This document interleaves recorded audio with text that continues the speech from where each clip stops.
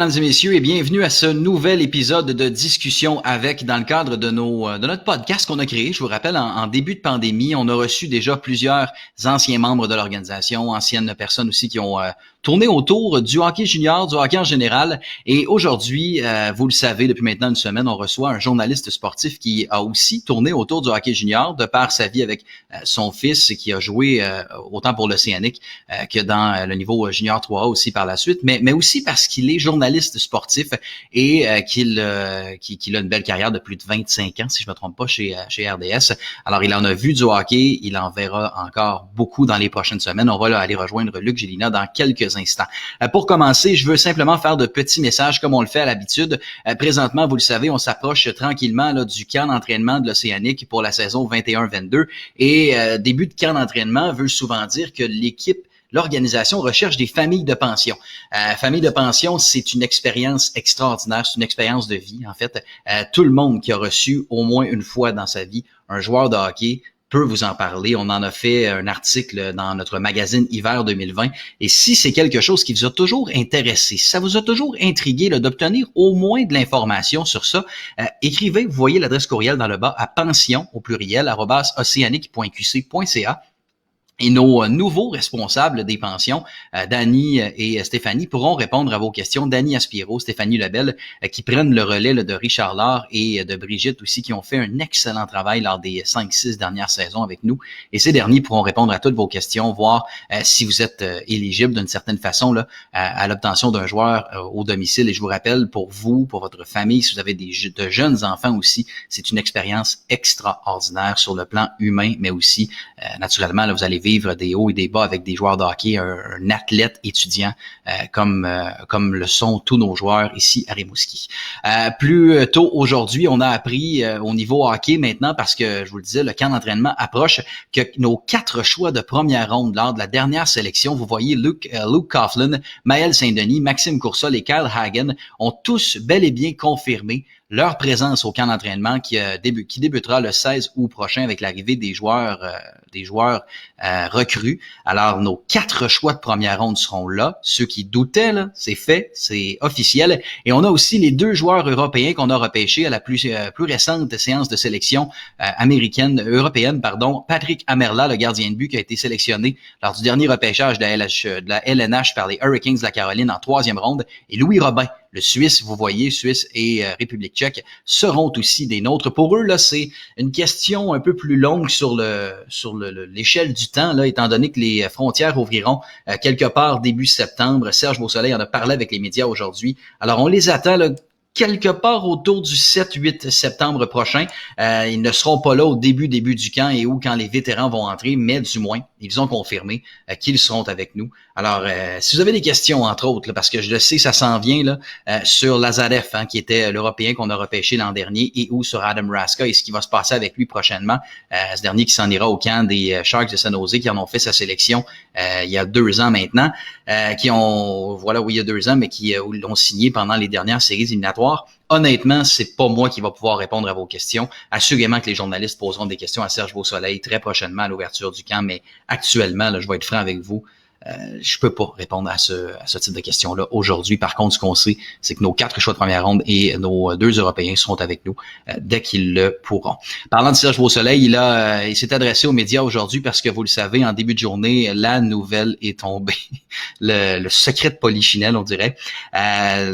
Zachary Bolduc a été échangé au Rempart de Québec un peu plus tôt ce matin en échange de 3 choix de première ronde et un choix de 6e ronde. Tous les détails se retrouvent sur le site web de la LHJMQ, sur le site web de l'Océanique, mais aussi sur nos différentes plateformes sociales. Vous pourrez aussi aller écouter un beau 15-16 minutes là, de point de presse complet avec Serge Beausoleil qui répond à toutes les questions sur cette transaction. Pourquoi, le pourquoi du comment et tout ce que vous voulez savoir, ça se retrouve sur notre page Facebook, entre autres. C'était rempli de bonnes réponses, rempli aussi de vérité dans tout ça.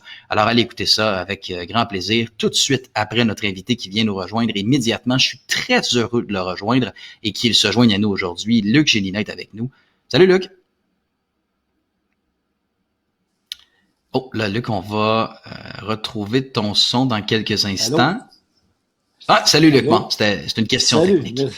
merci de l'invitation. Luc, Ben, c'est un grand plaisir parce que, bon, on te connaît, on te voit à la télévision, on sait que tu es dans le jargon, là, sur le beat du Canadien de Montréal, on te voit régulièrement, mais on sait aussi que ton fils a été sélectionné par l'Océanique en Ouais. 2010, quatrième ronde totale, et c'est ce qui te lie un petit peu à notre organisation là, dans l'histoire de celle-ci. Ah oui, c'est vraiment une journée inoubliable. Sans blague, c'est dans les belles journées de ma vie, la journée du repêchage. Puis pour la petite histoire, j'ai failli pas y aller. Parce que à ce moment-là, c'est le repêchage, c'est pendant les séries de la Ligue nationale de hockey. Et cette année-là, les Flyers avaient perdu en finale contre les Blackhawks. Et il y avait beaucoup de Québécois à Philadelphie. Donc, les Canadiens étant éliminés, RDS, on cible les clubs où il y a beaucoup de Québécois. Puis, en demi-finale, alors que je couvrais les Flyers, je me souviens, mon caméraman, on jasait avec... il y avait Simon Gagné, puis je crois qu'il y avait Daniel Brière aussi. Mais c'est sûr que Simon était là, puis mon caméraman disait que on va se revoir en finale, les gars, puis là, mon caméraman avait dit ouais, puis en plus, il va manquer le repêchage de son fils, ça se peut qu'il se fasse repêcher pour venir faire la finale. Puis les deux avaient tout arrêté puis m'avaient dit non, il faut absolument que tu sois là, Luc. Parce que le repêchage Ah, de la ouais. LHJMQ, c'est plus marquant qu'un repêchage LNH parce que là, tu es dans ta vie d'adulte, tu sais ce qui va se passer, grosso modo. Donc, je m'étais arrangé avec mon patron. J'avais fait les 2 premiers matchs à Philadelphie, puis Renaud Lavoie avait fait les 2 matchs à Chicago. J'étais arrivé à Dorval le samedi matin, puis j'étais arrivé à Drummondville juste à temps pour vivre vraiment cette belle journée-là avec mon fils. Il était pas sur le parquet. Il avait parlé à une quinzaine de clubs sur 18. Il y avait des entrevues avec en personne avec 5, 6 équipes. Et puis moi, personnellement, je viens de Saint-Boniface, un petit village à côté de Shawinigan. Puis quand j'étais adolescent, là, mon but dans la vie, c'était d'un jour avoir des billets de saison pour aller aux Cats. Je me disais, si je réussis à avoir des billets de saison pour les Cats, ça va être un signe de grande réussite. Puis, donc, il y avait Shawinigan, puis il y avait aussi Rimouski que j'aimais beaucoup, parce que j'ai un paquet d'amis à Rimouski, puis faut se rappeler en 2010, c'était Clément Jourdain qui était le coach avec Donald Dufresne, Mhm. mais j'avais pas d'attente, puis j'étais dans les gradins, et puis là, j'entends Guillaume Gélina, c'est l'Océanique, là, je me retiens pour pas pleurer parce qu'il y a du monde, puis mon fils est tout content, tout fier, il se dirige vers la table. Puis la première personne qui l'a intercepté, c'est Joël Bouchard, qui était un de mes bons chums, qui était avec Montréal. Je Blainville. pense que c'était même pas l'Armada à Ouais, c'était l'époque. Verdun dans le temps. Ouais. Fait qu'il l'intercepte, il fait un gros câlin, il s'en va là-bas. Et donc, c'était vraiment, pour moi, c'était parfait, là. C'était avec Clément, puis Donald, c'était à l'université du hockey, là, tu sais. Puis j'étais tellement content, là, pour lui. Puis pour moi, là, tu sais, j'avais vécu des beaux moments, là. Cette journée-là, c'était... Puis je vais vous faire une confidence, là. On est revenu à la maison avec ma mère, mes sœurs, mon meilleur chum. Puis je me suis mis chaud pas mal avant de repartir pour la finale. Ce soir-là, on a célébré solide. Fait que là, c'est sûr que ça devait être une expérience extraordinaire. Puis souvent, on parle aux joueurs, hein, on dit aux joueurs, ben c'est quoi tes réactions à chaud comme ça, tu viens de te faire sélectionner, mais c'est toute une expérience aussi pour le papa puis la maman qui voit son fils ou sa fille, même sélectionné par des formations de différents sports, hockey ou autre. Puis t'as tellement mis, oui, d'efforts, mais de temps et on se le cachera pas, d'argent aussi là-dedans que c'est Ouais. aussi comme une certaine réussite là, pour les parents, même si on dit que c'est pas parce que tu es sélectionné que tu es une meilleure personne ou autre. Là. Ça reste que là-dedans, les parents vivent aussi une panoplie d'émotions. Ben moi, j'étais surtout content pour mon fils parce que à ce moment-là, là, lui, à partir de Bam-Tam, il croyait vraiment, là, tu sais. Puis il s'entraînait, il mangeait juste de la bonne bouffe. Il était vraiment sérieux, là, il était hyper discipliné. Il était peut-être pas discipliné comme joueur de hockey parce que c'était pas un modèle à coacher, là, tu sais. C'était un gars qui faisait sa tête sur la patinoire, là. Mais dans sa démarche de vouloir accomplir quelque chose, il était vraiment dédié. Puis ça, j'étais fier pour lui. Comme parent qui tremble dans le hockey en même temps, tu sais, je le sais que ça veut rien dire. Tu regardes William Trudeau, que le Canadien a repêché cette année en quatrième ronde, mais ce kid-là, il s'est fait repêcher en 11e ronde de la Ligue de hockey junior majeur du Québec. Tu sais, c'est loin, la Mhm. 11e ronde, là. Puis il a quand même accédé à se faire repêcher chez les pros. Mais moi puis mon ex-femme, on était surtout contents pour le kid, là, tu sais. Puis c'est drôle parce que là, tu le vois dans les gradins, puis à côté de toi, puis là, il rush, puis là, il entend. Puis mon fils, sais, il y avait de la difficulté à s'évaluer, il faut que je sois honnête, là, il entend des noms, ben, je suis bien meilleur que lui, puis je suis bien meilleur que lui. Et puis là, C'est tout à fait humain, il ça. rush. Donc, il est bien, Ah, bien humain, lui. puis, tu sais, tu parlais de la ronde aussi, puis il y a probablement des jeunes qui nous écoutent et on va aussi faire le parallèle avec les jeunes parce que t'es très impliqué envers eux par ton écriture, parce que t'es auteur aussi dans la vie, on va en parler. Mais le chiffre là, qui est à côté, qui représente la ronde de sélection, veut pas dire grand-chose. Là, que tu sois repêché, comme tu le disais, 11e ronde dans la LHJMQ ou 4e ou peu importe, même dans la Ligue nationale de hockey à un moment donné, ça reste qu'une fois que tu es sélectionné, parfait, maintenant tu as encore beaucoup de travail à faire. Et si tu es invité, tu arrives au camp d'entraînement avec presque sur le même pied d'égalité, si c'est pas sur le même pied d'égalité là, que les autres joueurs. Ouais, tu sais, c'est clair, peut-être le choix de première ronde, deuxième ronde, on les observe, on va leur donner une chance supplémentaire. Ouais. Mais tu sais, dans l'exemple de Guillaume, là, mon fils, il est arrivé là-bas, choix de quatrième ronde, défenseur à 16 ans. Puis ultimement, il a fait l'équipe, mais ils l'ont gardé. Par contre, quand Yannick Dumais, directeur général de l'époque, tu sais, m'avait parlé pendant la deuxième partie préparatoire, dit Luc, voici comment on veut gérer ça. Je me regarde, moi, là, t'en parlerai avec Guillaume. Parce qu'il m'avait dit, on va le rentrer septième défenseur. Puis au fait, il va être rendu cinquième, sixième. On va lui donner du millage. Pour moi, là, c'était phénoménal. C'était l'université du hockey là, avec Clément Jourdouin puis Donald Dufresne, coach et défenseur. Mais je connaissais mon fils. Je lui ai dit, quand tu vas lui dire ça, là, d'après moi, il voudra pas. Et lui, il va préférer retourner midget 3A où il y a sa blonde qui était très importante dans sa vie puis qui n'existait pas au moment du repêchage. Puis ça, c'est lui qui acceptait d'être en amour. Là. J'ai aucun blâme sur la petite fille. Puis, il m'avait déjà annoncé ses couleurs qu'il avait hâte de jouer midget 3A puis jouer des grosses minutes. Moi, si mon fils avait été un pantin, je lui aurais dit, regarde, reste junior majeur. En plus, papa va sauver 11 000 là, parce que midget 3, nous autres, ici, dans la région, tu es obligé de l'envoyer à l'école d'Esther Blondin. Fait que c'est quasiment 5 000 $ de plus pour envoyer au privé, puis t'en as pas plus pour ton argent, t'en as moins qu'à Polyvalente, là. Puis après, ben, tu payes tout ce qui est rattaché au midget 3, toute l'équipe. Donc, il a décidé de retourner midget 3. Puis c'est ça. Donc, que tu sois première ou quatrième ronde, c'est toi qui traces ton destin, tu sais. Puis j'aurais aimé ça qu'il reste à Rimouski parce que j'ai des chums là-bas, là. J'ai une famille d'amis de Saint-Angèle-de-Mérisy, du bon monde, là, la famille Lévesque, tu sais. Yvan puis Martin, c'est des chums, là. Les deux gars sont à Rimouski, ils ont leur billet de saison, ça fait des lunes, là. Donc, tu sais, puis j'étais tellement craqué, moi, comme papa, que quand j'ai vu aller son camp, que ça allait bien, je me souviens que j'étais allé à Sainte-Luce pour voir pour la location, puis je m'étais même informé en me disant, si jamais il décide de rester, je pourrais acheter puis louer, parce que c'est l'été que tu loues. Je me disais l'hiver, je pourrais rester là-dedans, puis l'été, je pourrais louer. Tu sais, finalement, ça a pas marché de même. Mais pour moi, c'était le fit parfait, là, tu sais. Puis Clément, il a passé vite dans la vie de mon fils, mais Donald, tu sais, il y a eu un impact vraiment. Tu sais, mon gars, quand il est retourné midget 3, Guillaume, dans sa tête, il faisait une faveur à Esther Blondin. Tu sais, moi, j'ai choisi de revenir avec vous autres, puis ça va marcher à ma manière. Tu sais, il était croche, honnêtement. Le petit gars de 16 ans, il était complètement croche. Moi, je parlais plus de hockey du tout avec lui. Puis au fait, le Sénic l'avait rappelé. Puis, quand il était reparti, il avait rappelé, mais seulement pour s'entraîner. Puis Guillaume m'avait dit, papa, Donald voudrait te voir avant qu'on parte. Fait que je suis allé dans le bureau de Donald.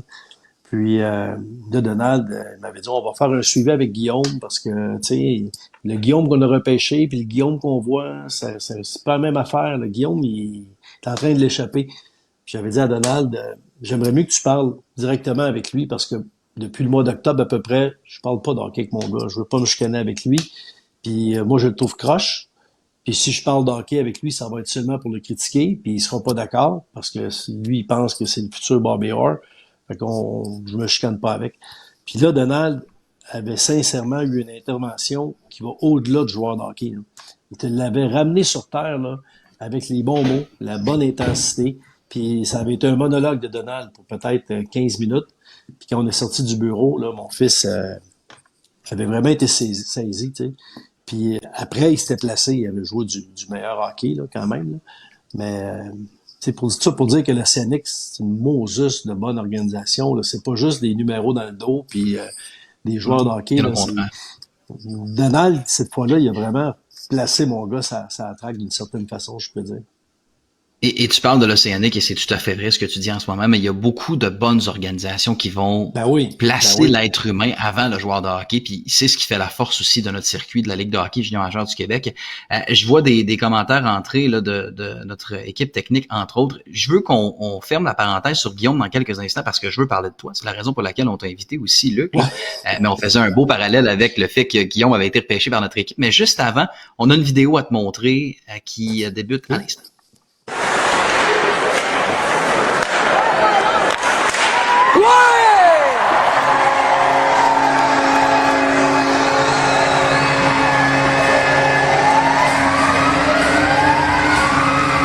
Je sais pas si l'indice est assez clair, Luc, mais c'est un défenseur qui a marqué dans un match en concours. Avant que ce serait ton gars. Ah, il y avait eu un bon camp. En fait, il avait joué 2 matchs contre Bécomo à Rimouski. Et puis, il avait ramassé 2 buts, 4 passes. 6 points en Ce deux qui est pas si parties. pire pour un défenseur. Non, c'était pas si mal. Vraiment, c'était vraiment hot. Le bas, j'étais comme, pardon, qu'est-ce qui s'est passé en fin de semaine? Puis c'est là qu'Yannick Dumais m'avait dit, on va regarder, hein. Puis là, moi, j'étais retourné le dimanche. Puis lui, le secondaire, ça commençait plus tard à ce moment-là. Puis là, il l'avait amené à Bécomo. Puis, ben moi, j'avais décidé, tant qu'à aller le chercher à Rimouski le dimanche. Ben, le vendredi, j'avais drivé. J'allais voir le match à Bécomo le vendredi. Puis le samedi, je jouais à 16h. Je l'avais ramené à la maison après. Puis là, tu sais, il était, en tant que joueur de hockey, tu sais, là, il voulait, là, tu sais, le dernier match, comme carte de visite, il n'y avait pas eu de points à Bécomo. Le dernier match, il avait jeté les gants pour se prendre contre un gars de 17 ans parce qu'il voulait laisser, tu sais, une carte de visite en disant, je suis pas mal capable de faire à peu près n'importe quoi, là, que je veux être un bon joueur de hockey. Il avait fait son entrée au secondaire, puis après, il a joué 2 matchs à Lewiston. Et je crois que ouais, c'est tout ce qu'il a joué pour Rimouski. Il a joué 2 parties seulement. Après, il était Ouais. dans l'été d'après. Clément était parti. C'est M. Beausoleil qui est arrivé. Puis c'est bien correct. Là. Guillaume, il a été échangé à Shawi. Puis il a joué une coupe de game à Shawi, une coupe de game avec l'Armada, mais il a eu une belle carrière junior 3. Ouais, d'ailleurs, avec les Panthères de Saint-Jérôme et les Braves de Valleyfield, entre autres. Puis je C'est voyais ça, ouais. dans un article du Nouvelliste que tu disais que c'était un grand rêve pour la famille Gélina là, de voir ton fils porter l'uniforme des Cataractes, du moins pendant le camp Ah, d'entraînement. J'étais complètement. un petit peu déçu de lire ça, Luc, mais je te pardonne. Moi, être franc avec toi, Non, là, je mais te pardonne. honnêtement, là, c'est un scénario parfait. Le Scénic, je peux pas vanter plus cette organisation-là. Mais quand j'étais petit, j'allais voir les Ouais, c'est matchs des clair. quatre, ça me coûtait 2 piastres, j'étais assis dans le pit.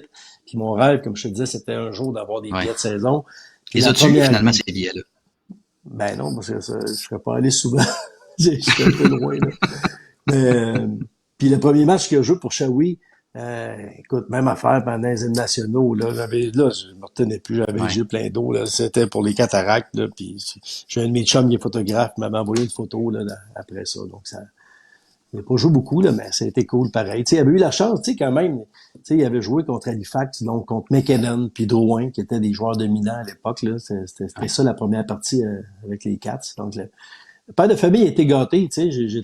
Ma fille Daphné est sur l'équipe du Canada au baseball depuis l'âge de 17 ans, elle en a 25. Euh, Puis Pénélope, elle, on n'en parle pas, c'est la plus jeune, mais elle, c'était peut-être elle l'athlète qui faisait le plus de sacrifices dans la famille. Elle a fait du cheerleading.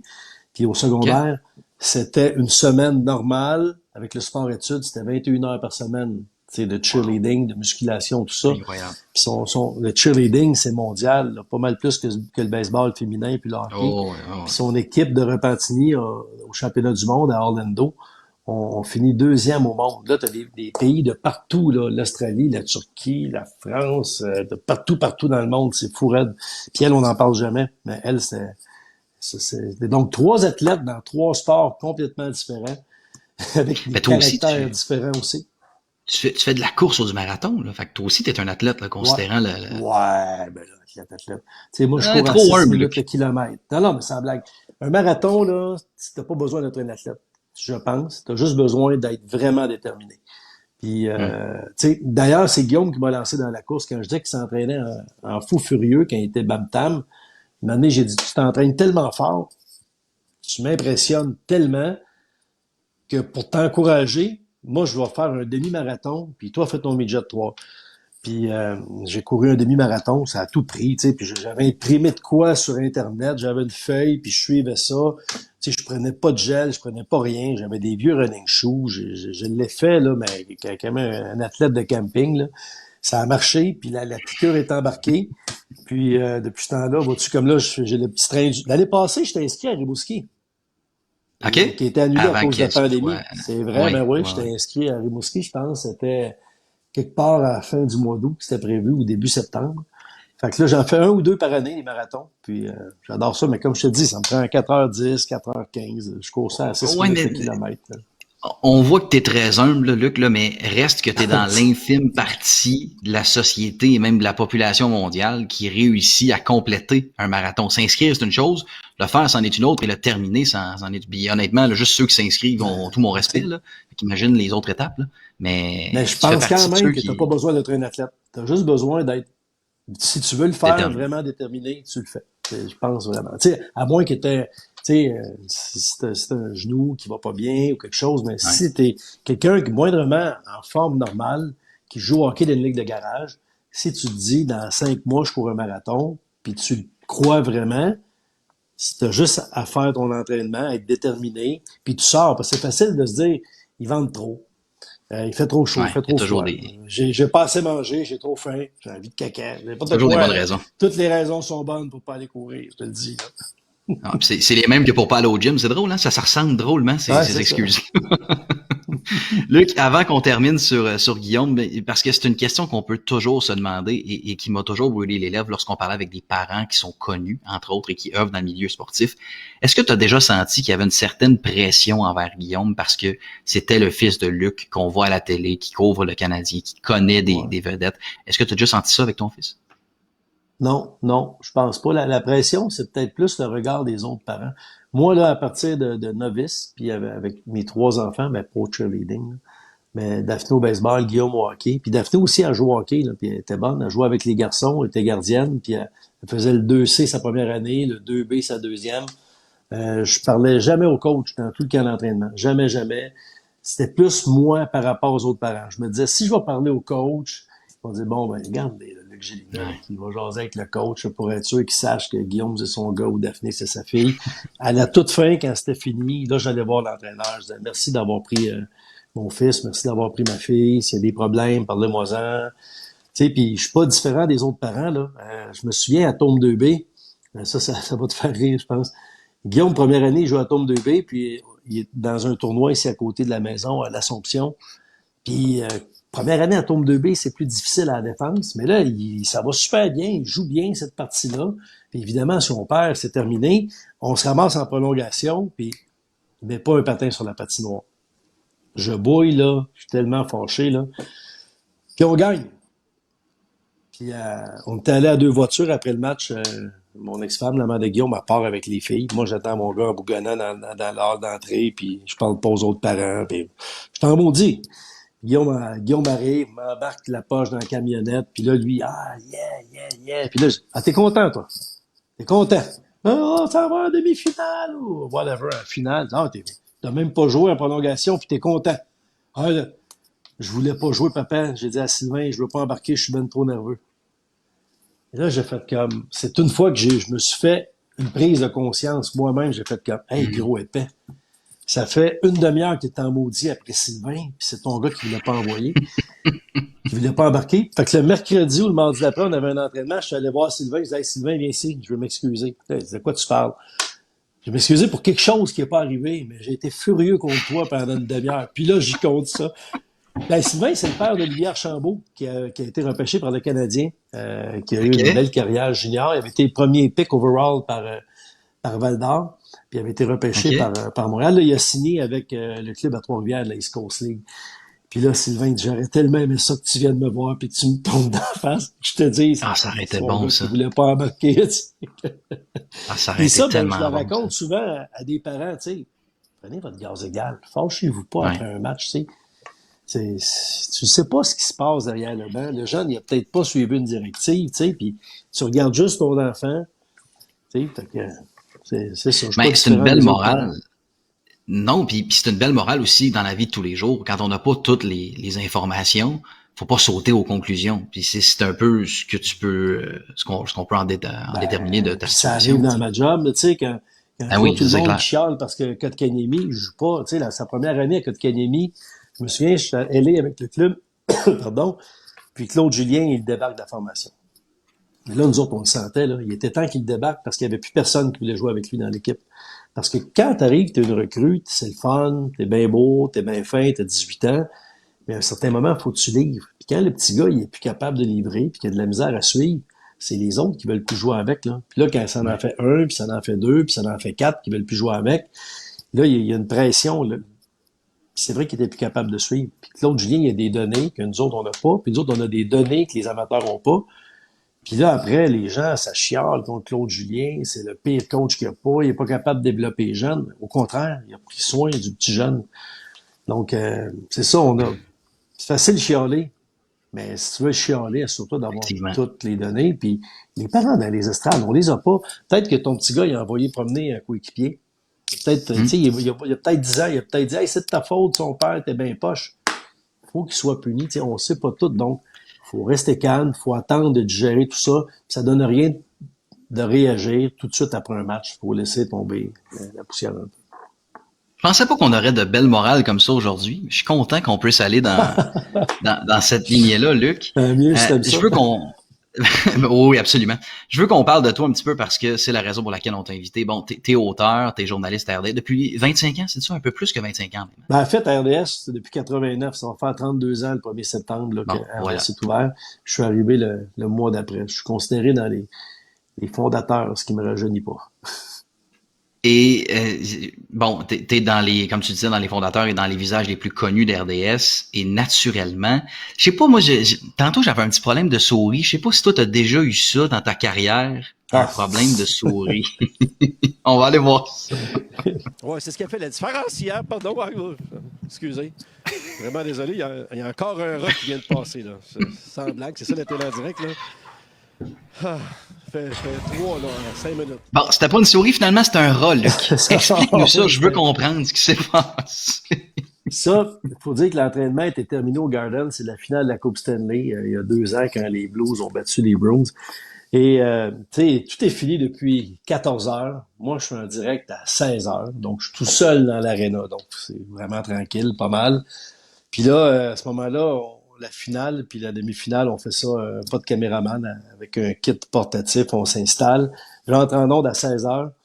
Puis où je m'installe dans la section, c'est une des petites estrades en aluminium que tu peux sortir puis remettre, Mhm. mais qui sont là pas mal tout le temps, je pense. De sorte que c'est pas des vraies estrades en ciment comme ailleurs. Donc, les partisans qui mangent là, ils échappent du popcorn puis n'importe quoi. Ça reste en dessous de ça. Moi, j'ai jamais calculé ça, là. Puis des rats, j'en avais vu avant à Boston. Je n'avais vu la ronde précédente en m'installant à minuit pour faire mon reportage d'après-match. En me penchant, il y en a un qui était passé à hauteur dans les marches plus hautes. J'avais lâché un cri de fou. Puis là, cette fois-là, dont tu viens montrer l'extrait, on s'en va en onde à 16 heures. Je m'installe. À 16 heures moins 2, il y en a un rat. Là. Tu sais, c'est pas un rat là, de fou, là. C'est une affaire de même. Hmm. Il passe devant moi pour aller en dessous des marches. J'aime pas ça, là, les rongeurs, j'ai ça. Fait que là, je lâche un sac, on n'est pas en onde. Une minute après, il en passe un deuxième. Là, je lâche 3, 4 sacs. Puis là, tout le monde trouve ça drôle en régie. Puis là, on s'installe, on rentre en onde. Puis là, ça va bien. Puis ce que tu as vu, c'est que là, lui, au lieu d'arriver par en avant comme ses deux chums, il est arrivé par en arrière, puis il m'a frôlé la jambe.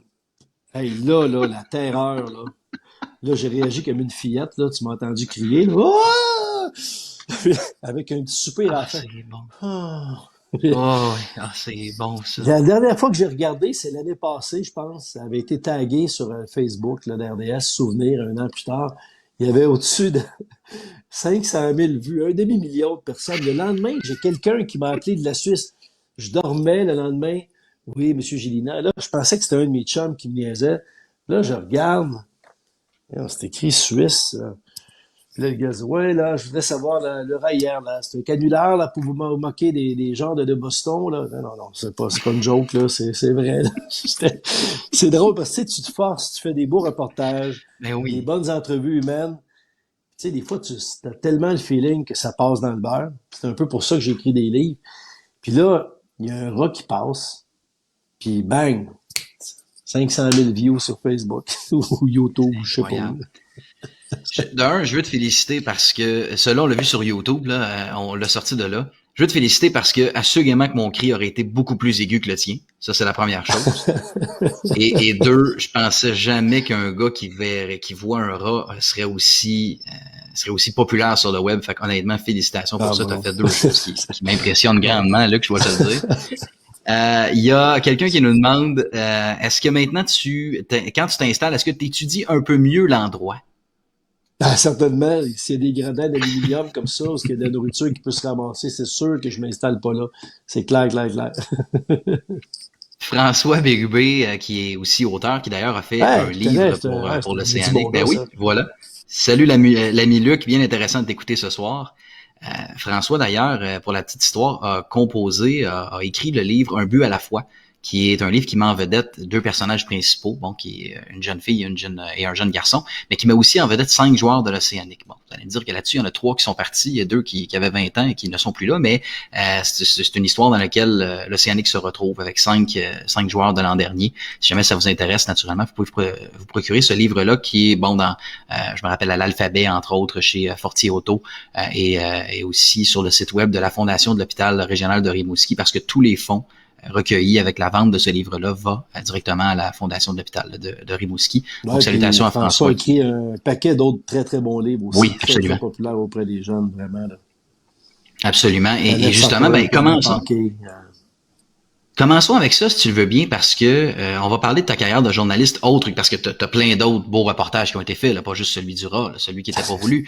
Mais je veux aussi qu'on parle, entre autres, de ta carrière d'auteur, parce que t'en as une, et t'en as une très belle. Et il y en a peut-être certains qui ne savent pas que c'est toi qui es derrière tous les livres qui sont c'est la faute à Ovechkin, Mario Lemieux, Carey Price, Patrick Roy et Félix Riopelle aussi. Et je dois t'avouer, Luc, que quand j'ai revu une publication, on voit maintenant là, quelques livres que tu as écrits, dont Steve Bégin aussi, et d'autres livres comme L'étonnante saison des Pumas, qui a 3 tomes.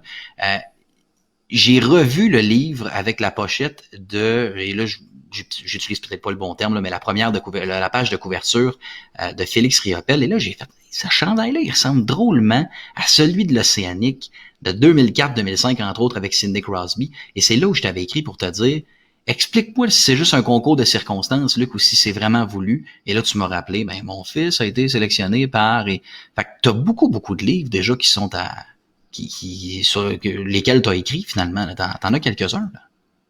Ouais, ben là, je suis rendu à 11.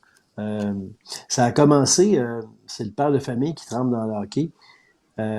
Autant les parents de Repentigny, le gardeur, d'où je viens, que les adversaires dans les matchs de saison ou dans les tournois, on me bombardait de questions. Mon fils, tu penses que c'est trop s'il fait 3 écoles de power skating cet été? Tu sais, moi, j'ai le goût de dire, ben oui, le malade, c'est ben trop, mais la vraie réponse, je l'ai pas, tu sais. Et puis, j'étais dans un processus que je voulais écrire un livre parce que, tu sais, honnêtement, c'est facile d'être dans une zone de confort. Puis, dans tout ce que je fais, c'est peut-être pour ça que je fais de la course aussi. J'essaie de tout le temps jamais rester là-dedans. Puis ça, c'est Yvon Penneau qui m'avait donné ce conseil-là à mes débuts d'RDS. Il m'avait dit, reste jamais dans une zone de confort. Compare-toi tous les jours à ce que font les autres réseaux de télé, la radio, les journaux. Puis là, je sentais qu'RDS, c'était trop facile, dans le sens que on fait un reportage de 2 minutes, on est en direct 5 minutes, c'est mon univers, tu sais, je maîtrise ça, je suis là tous les T'es jours avec habitué. Chantal Maccabé ou avant Renaud Lavoie. Puis là, je voulais faire quelque chose de plus pesant. J'ai étudié en presse écrite, puis je cherchais une idée pour écrire un livre. Puis là, à force de me faire bombarder de questions par les parents, je voulais avoir des bonnes réponses à leur donner. Donc, je rentrais dans les vestiaires, puis là, je parlais, tu sais, avec les gars du Canadien ou des Québécois ailleurs, tu sais, comme Jason Pominville, puis d'autres. Puis là, je leur disais, toi, quand t'avais 9 ans, faisais-tu ça, du power skating, puis ci, puis ça. Puis là, à force de jaser avec ces gars-là, j'ai réalisé que même si je baignais là-dedans de façon quotidienne, j'avais une perception erronée de leur cheminement. Tu sais, moi, je pensais que les gars de la LNH avaient été tout petits, le meilleur de leur rue, meilleur de leur Mhm. quartier, meilleur de leur ville, meilleur de leur région. Puis Ouais. là, super bon junior majeur, repêché, puis me voici à la Ligue nationale. Puis là, je réalise que, tu sais, comme les gars l'ont pas eu facile. Martin Brodeur a lâché le hockey parce qu'il y avait une chicane avec un coach. C'est son frère qui a sauvé la mise. André Roy, même affaire. Il a lâché le hockey pour faire du ski alpin parce il y avait eu de l'injustice. Roberto Luongo jouait à l'avant. Ses parents voulaient pas qu'il soit gardien. Donc, je me suis dit, je vais présenter aux éditions Ortubise. J'ai un ami que je connais là qui s'appelle André Gagnon, qui avait publié le livre de Jacques Demers. Des mini-biographies sur l'enfance des joueurs. Puis rendu à la LNH, là, je les abandonne, ça m'intéresse pas. Pas un livre de conseils, pas un livre de recettes, mais un livre de témoignages pour Mhm. dire ces gars-là, ils ont réussi. Ils ont réussi comment? C'était quoi leur enfance? Avec, tu sais, à travers ça, des entrevues avec les parents, des anciens coachs, des anciens coéquipiers. C'est pour faire un beau récit intéressant pour les jeunes. Puis, honnêtement, ça a été un gros best-seller. Le tome 2 aussi. Puis pendant que j'écrivais ça, je m'en tenais aux faits, évidemment. Puis j'avais beaucoup de réponses inattendues de profs, puis de mamans surtout, qui m'écrivaient sur Facebook. C'est facile maintenant de joindre quelqu'un, là. Ah oui. Et puis ils me disaient, merci Luc, tu fais lire les garçons dans ma classe. Merci, tu fais lire mon fils. Même, merci, tu fais lire mon mari. Puis c'était ça ma paye. Puis mon éditeur, c'était ça qu'il m'avait dit. Il m'avait dit, avec ça, on va rejoindre les garçons parce que C'est les tellement auteurs gratifiant. jeunesse négligent les garçons. Puis ça fait boule de neige. Les livres pour garçons sont pas attrayants. Les Mhm. garçons lisent pas. Les auteurs mettent pas de l'énergie sur les garçons parce qu'ils lisent pas. Puis ça a pogné au bout. On en a vendu 32, 33 000 copies, ce qui est beaucoup au Québec. Wow. Le tome 2, une quinzaine de milliers. Puis là, je me suis senti comme pas investi, mais je tripais solide de faire lire les Mhm. garçons. Puis, puis là, ben, je me suis lancé, en jasant avec un de mes chums d'hockey mineur, j'ai proposé un roman, un tome sur l'effet domino d'une situation. Puis je vais te raconter l'histoire. Mon meilleur chum s'appelle Dino. Puis on était quelque part au mois d'août. Puis je lui dis, est-ce que le club d'Alex, ton fils, qui jouait à Midget 2B, il est complété? Puis là, on prenait un café. Il était 7h30. C'était un mardi soir. Je vais m'en souvenir toute ma vie. Puis on était chez nous en arrière sur la terrasse. Puis il me dit, ouais, le club est réglé. Il y a juste notre deuxième goaler. Ça dépend des Flyers de Philadelphie. Moi, je disais, un peu, là. Je te parle du Midget 2B, de Le Gardeur, qui est un secteur de Repentigny. Toi, tu me parles des Flyers. Et là, il me dit, oui, les Flyers ont un gardien de 20 ans qui est vraiment bon. Ils l'ont repêché d'ailleurs. Mais dans leur club école, les Phantoms, ils ont déjà plein de goalers. Puis en haut, ils n'en ont pas besoin. Fait que là, c'est soit qu'ils échangent un gardien de la Ligue américaine, whatever. OK. Puis leur club de la East Coast, il est plein. S'ils font pas ça, ils leur retournent junior majeur. Là, le gars qui est deuxième gardien va se faire bumper junior 3A. Puis là, le gardien Ouais. du junior 3A, c'est Alex Lanoux, un gars de Repentigny, là, c'est les vrais noms. Lui, il peut pas aller au midget 3, il a 17 ans. Puis, il va aller au midget 2A, mais il y avait eu une chicane avec le coach, tu t'en souviens? Fait qu'il va venir bumper notre goaler du midget 2B, qui lui va aller bumper un petit gars dans le 2C ou dans le A. Fait qu'à part notre deuxième goaler, le club est fait. Moi, j'ai dit, ça, là, c'est un roman. Puis là, il part à rire. Puis là, j'ai travaillé sur ce roman-là, l'histoire de Félix Riopel, mon héros.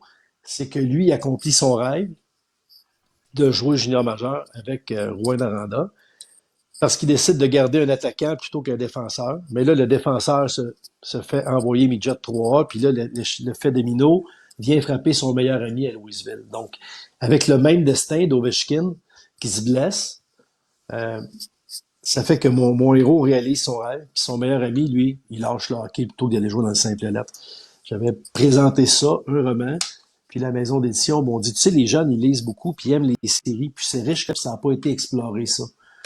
Puis là, j'ai fait comme, ben là, je sais pas, là, moi, je suis pas un romancier en partant, là. Mes deux premiers livres, c'est le prolongement du travail de journaliste.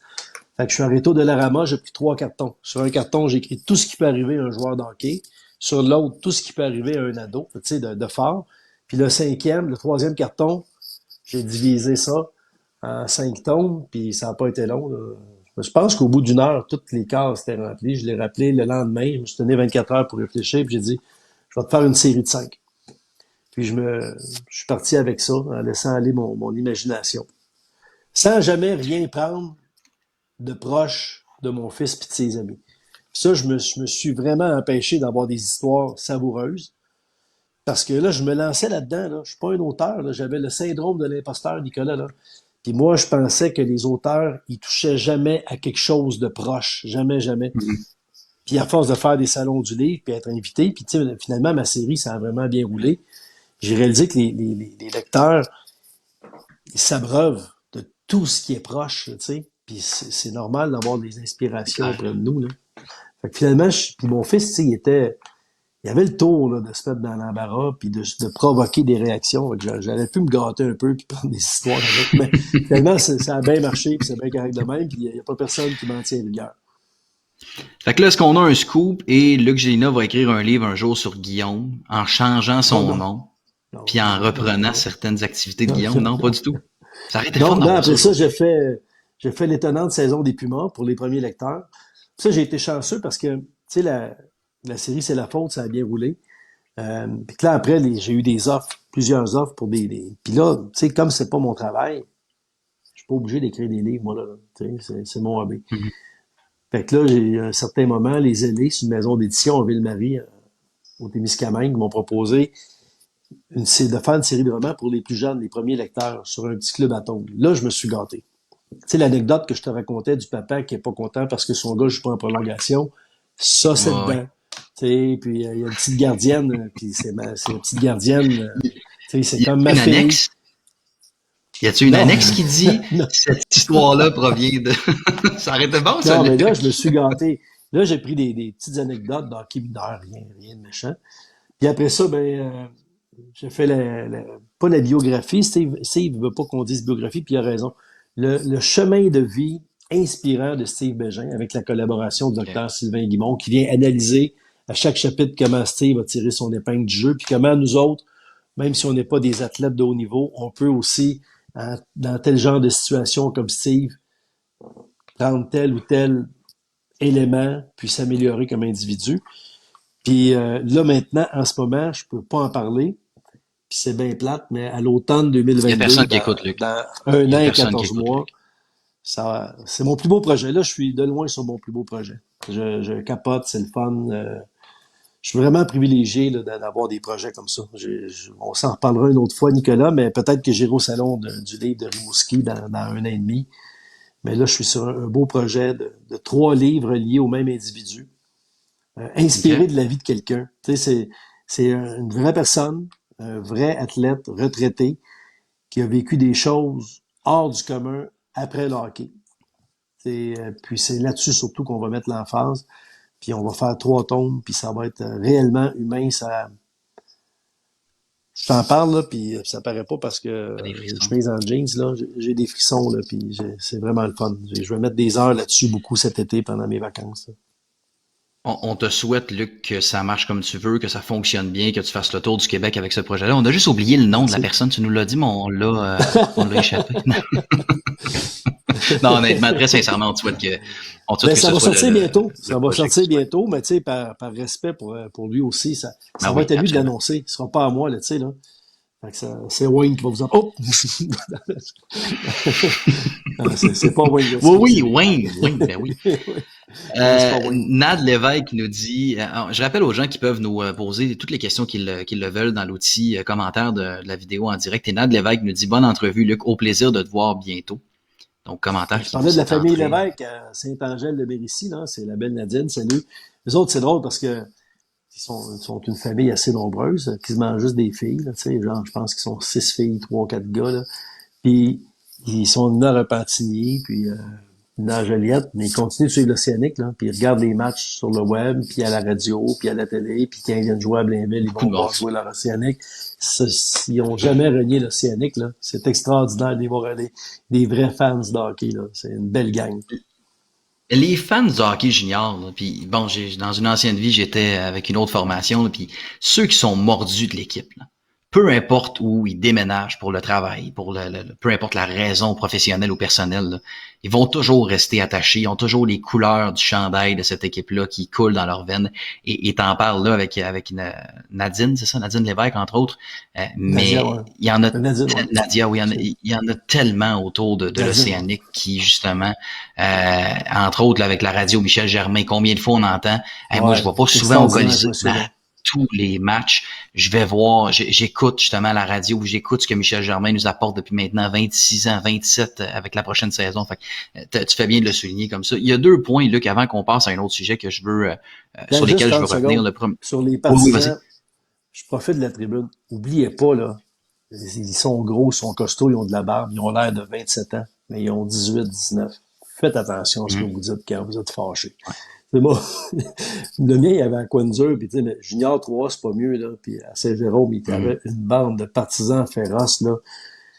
Ne soyez pas en arrière du banc de Saint-Jérôme, parce que ce qu'il disait à Ouais. l'autre équipe, là, ben, je me disais, ben voyons donc. Ça, moi, là, c'est comme une année, il y en a un qui va monter dans les estrades, en patin, là. Ça reste du hockey, ça reste des petits gars, là. Même si on l'aime, notre équipe, là, oubliez pas qu'ils ont 17, 18 ans. Ça pourrait être votre petit jeune qui est en patin. Mais ils sont tellement costauds, puis ils ont de la barbe, ils ont l'air de 27, Ouais. 28. Je trouve ça le fun que tu apportes ce commentaire-là, parce que bon, avec le poste que j'occupe, je peux plus ou moins me permettre des analyses comme ça, mais c'est vrai que parfois, il faut modérer sur nos pages parce qu'on va. Puis c'est tout à l'honneur, entre guillemets, de nos partisans et des partisans des autres formations parce qu'on l'aime, notre équipe. Ils l'aiment, leur équipe, puis ils veulent qu'elle gagne, puis ils veulent que les jeunes en marquent plus des buts, puis ils veulent qu'ils évoluent. Puis... Mais Il tu n'y a pas parles un de petit ça. gars qui va se dire, puis c'est pareil dans le pro, à soir, ça me tente pas. Puis à soir, je vais Exact. aller en jouer une pourrie. Tu sais, je m'en sac des fans, je m'en sac de mes coups. Puis à soir, là, ils vont voir comment je suis capable d'être mauvais. Il n'y a pas un petit gars, Ouais. il n'y a Il pas y un en a, pro dans il y les en a pas un. nationales. Ben non. Tu te rends pas là si t'as une Et attitude comme ça. Tu peux même pas te rendre dans le 2 là si t'as une attitude semblable. absolument pas. Puis il y a 2 facteurs qu'il faut jamais oublier. D'un, ce sont des êtres humains. Ils ont des journées aussi dans le corps par moment. On sait pas s'ils ont vécu avant dans le jour. Ouais. Est-ce que papa, maman les a appelés en panique? Est-ce qu'il est arrivé quelque chose dans leur famille, à l'école, avec leur blonde ou peu importe? Et l'autre chose, là, Ouais. ce sont des étudiants athlètes. Ils vont à l'école. S'il y avait un gros examen là, pour lequel il a étudié pendant des heures et des heures, voire même des semaines, ça se peut qu'il arrive à la game le soir. Puis malheureusement, c'est un mercredi soir contre Québec parce que c'est la semaine des rivalités comme on aura encore cette année. Puis il est fatigué, le kid. Il a 18 ans, il est pas habitué, il arrive dans le circuit, ça fait 1 an, ça se peut très bien. Fait que merci Luc d'apporter cet aspect-là aujourd'hui. C'est très, très important qu'on le rappelle. Puis je pense que en venant d'un homme avec cette prestance-là, certains vont peut-être faire finalement, mon message était peut-être de trop, merci l'Océanique, ou merci les Cataractes, ou merci peu importe l'équipe de l'avoir enlevé avant que le jeune le voie. Parce que faut pas oublier l'autre affaire, là. Les jeunes voient vos messages. C'est pas vrai qu'ils lisent pas les réseaux sociaux ou les journaux. Tu Là. penses-tu que moi, quand mon gars était au camp d'entraînement à Rimouski, je passais pas mon temps à regarder ce qui s'écrivait Non, ça, dans c'est le clair. journal, puis tu te le quittes. Hein? Je te passais ça, je regardais les commentaires, j'imprimais les textes. Non, Voyons donc, c'est ça. T'as parlé tantôt et c'est une mini parenthèse que je me permets, là, de l'histoire de certains joueurs qui se rendent dans la Ligue nationale, là, qui sont toujours les meilleurs de leur catégorie puis de leur groupe d'âge, là. Un certain Alexis Lafrenière, pour être plus proche de nous, là, n'était pas le meilleur jusqu'à un certain niveau. En fait, même, je pense que c'était jusqu'au midget 3A, puis il y a un article qui est sorti là-dessus il y a pas moins de 2 ans. Si encore une fois, ma mémoire fait pas défaut, là. Mais Alexis Lafrenière, jusqu'à midget 3A, là, il était pas super bon. Il était pas un exceptionnel. Puis midget 3A, c'est arrivé comme ça pendant un été. Il s'est entraîné plus fort, a pris les bouchées doubles, puis il a dit, OK, moi, à partir de cet hiver, là, ce que je veux, c'est jouer au hockey puis me rendre le plus loin possible et voire même peut-être un jour être repêché dans la Ligue nationale. Et maintenant, on connaît son histoire. Si jamais vous avez pas lu ce texte-là, c'est sûr que c'est quelque part sur le web, là, média de la Rive-Nord de Montréal, je me trompe pas, ou du moins le Journal de Montréal.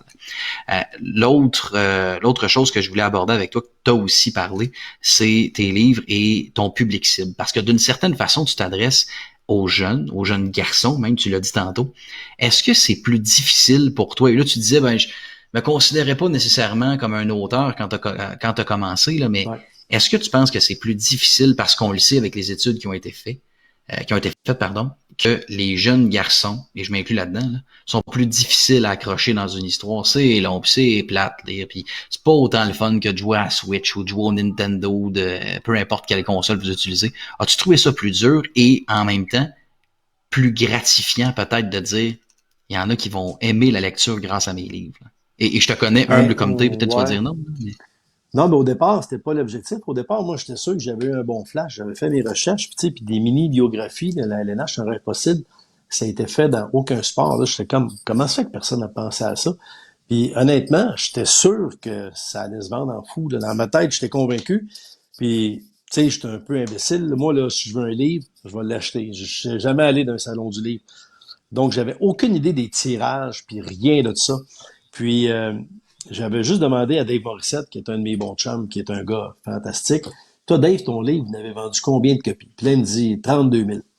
Puis, avant le lancement de mon premier livre, aux éditions Tubize, il y a toute l'équipe des éditions Tubize, là, les Foulons, puis leurs adjoints, ils sont 7-8, ils sont dans un bureau. Puis là, moi, je suis allé chercher mes livres, ou je sais pas trop, whatever. En tout cas, c'est là, 2-3 jours avant le lancement. Puis ils disent, là, qu'on fait un pool. Combien tu penses que tu vas vendre de livres? Moi, du tac au tac, je réponds 32 000. Et là, t'aurais dû voir tout le monde, en fait, comme, OK, lui, il est vraiment cave, là. Il est vraiment, là, ailleurs. Là. Fait que là, c'est quoi? C'est plus que ça. Puis là, ben là, moi, c'est moi qui avais le plus avec 8 000. Là, ils sont tous là. Je suis comme, ah, OK, je suis désolé. Moi. Ben, on va entendre 2000.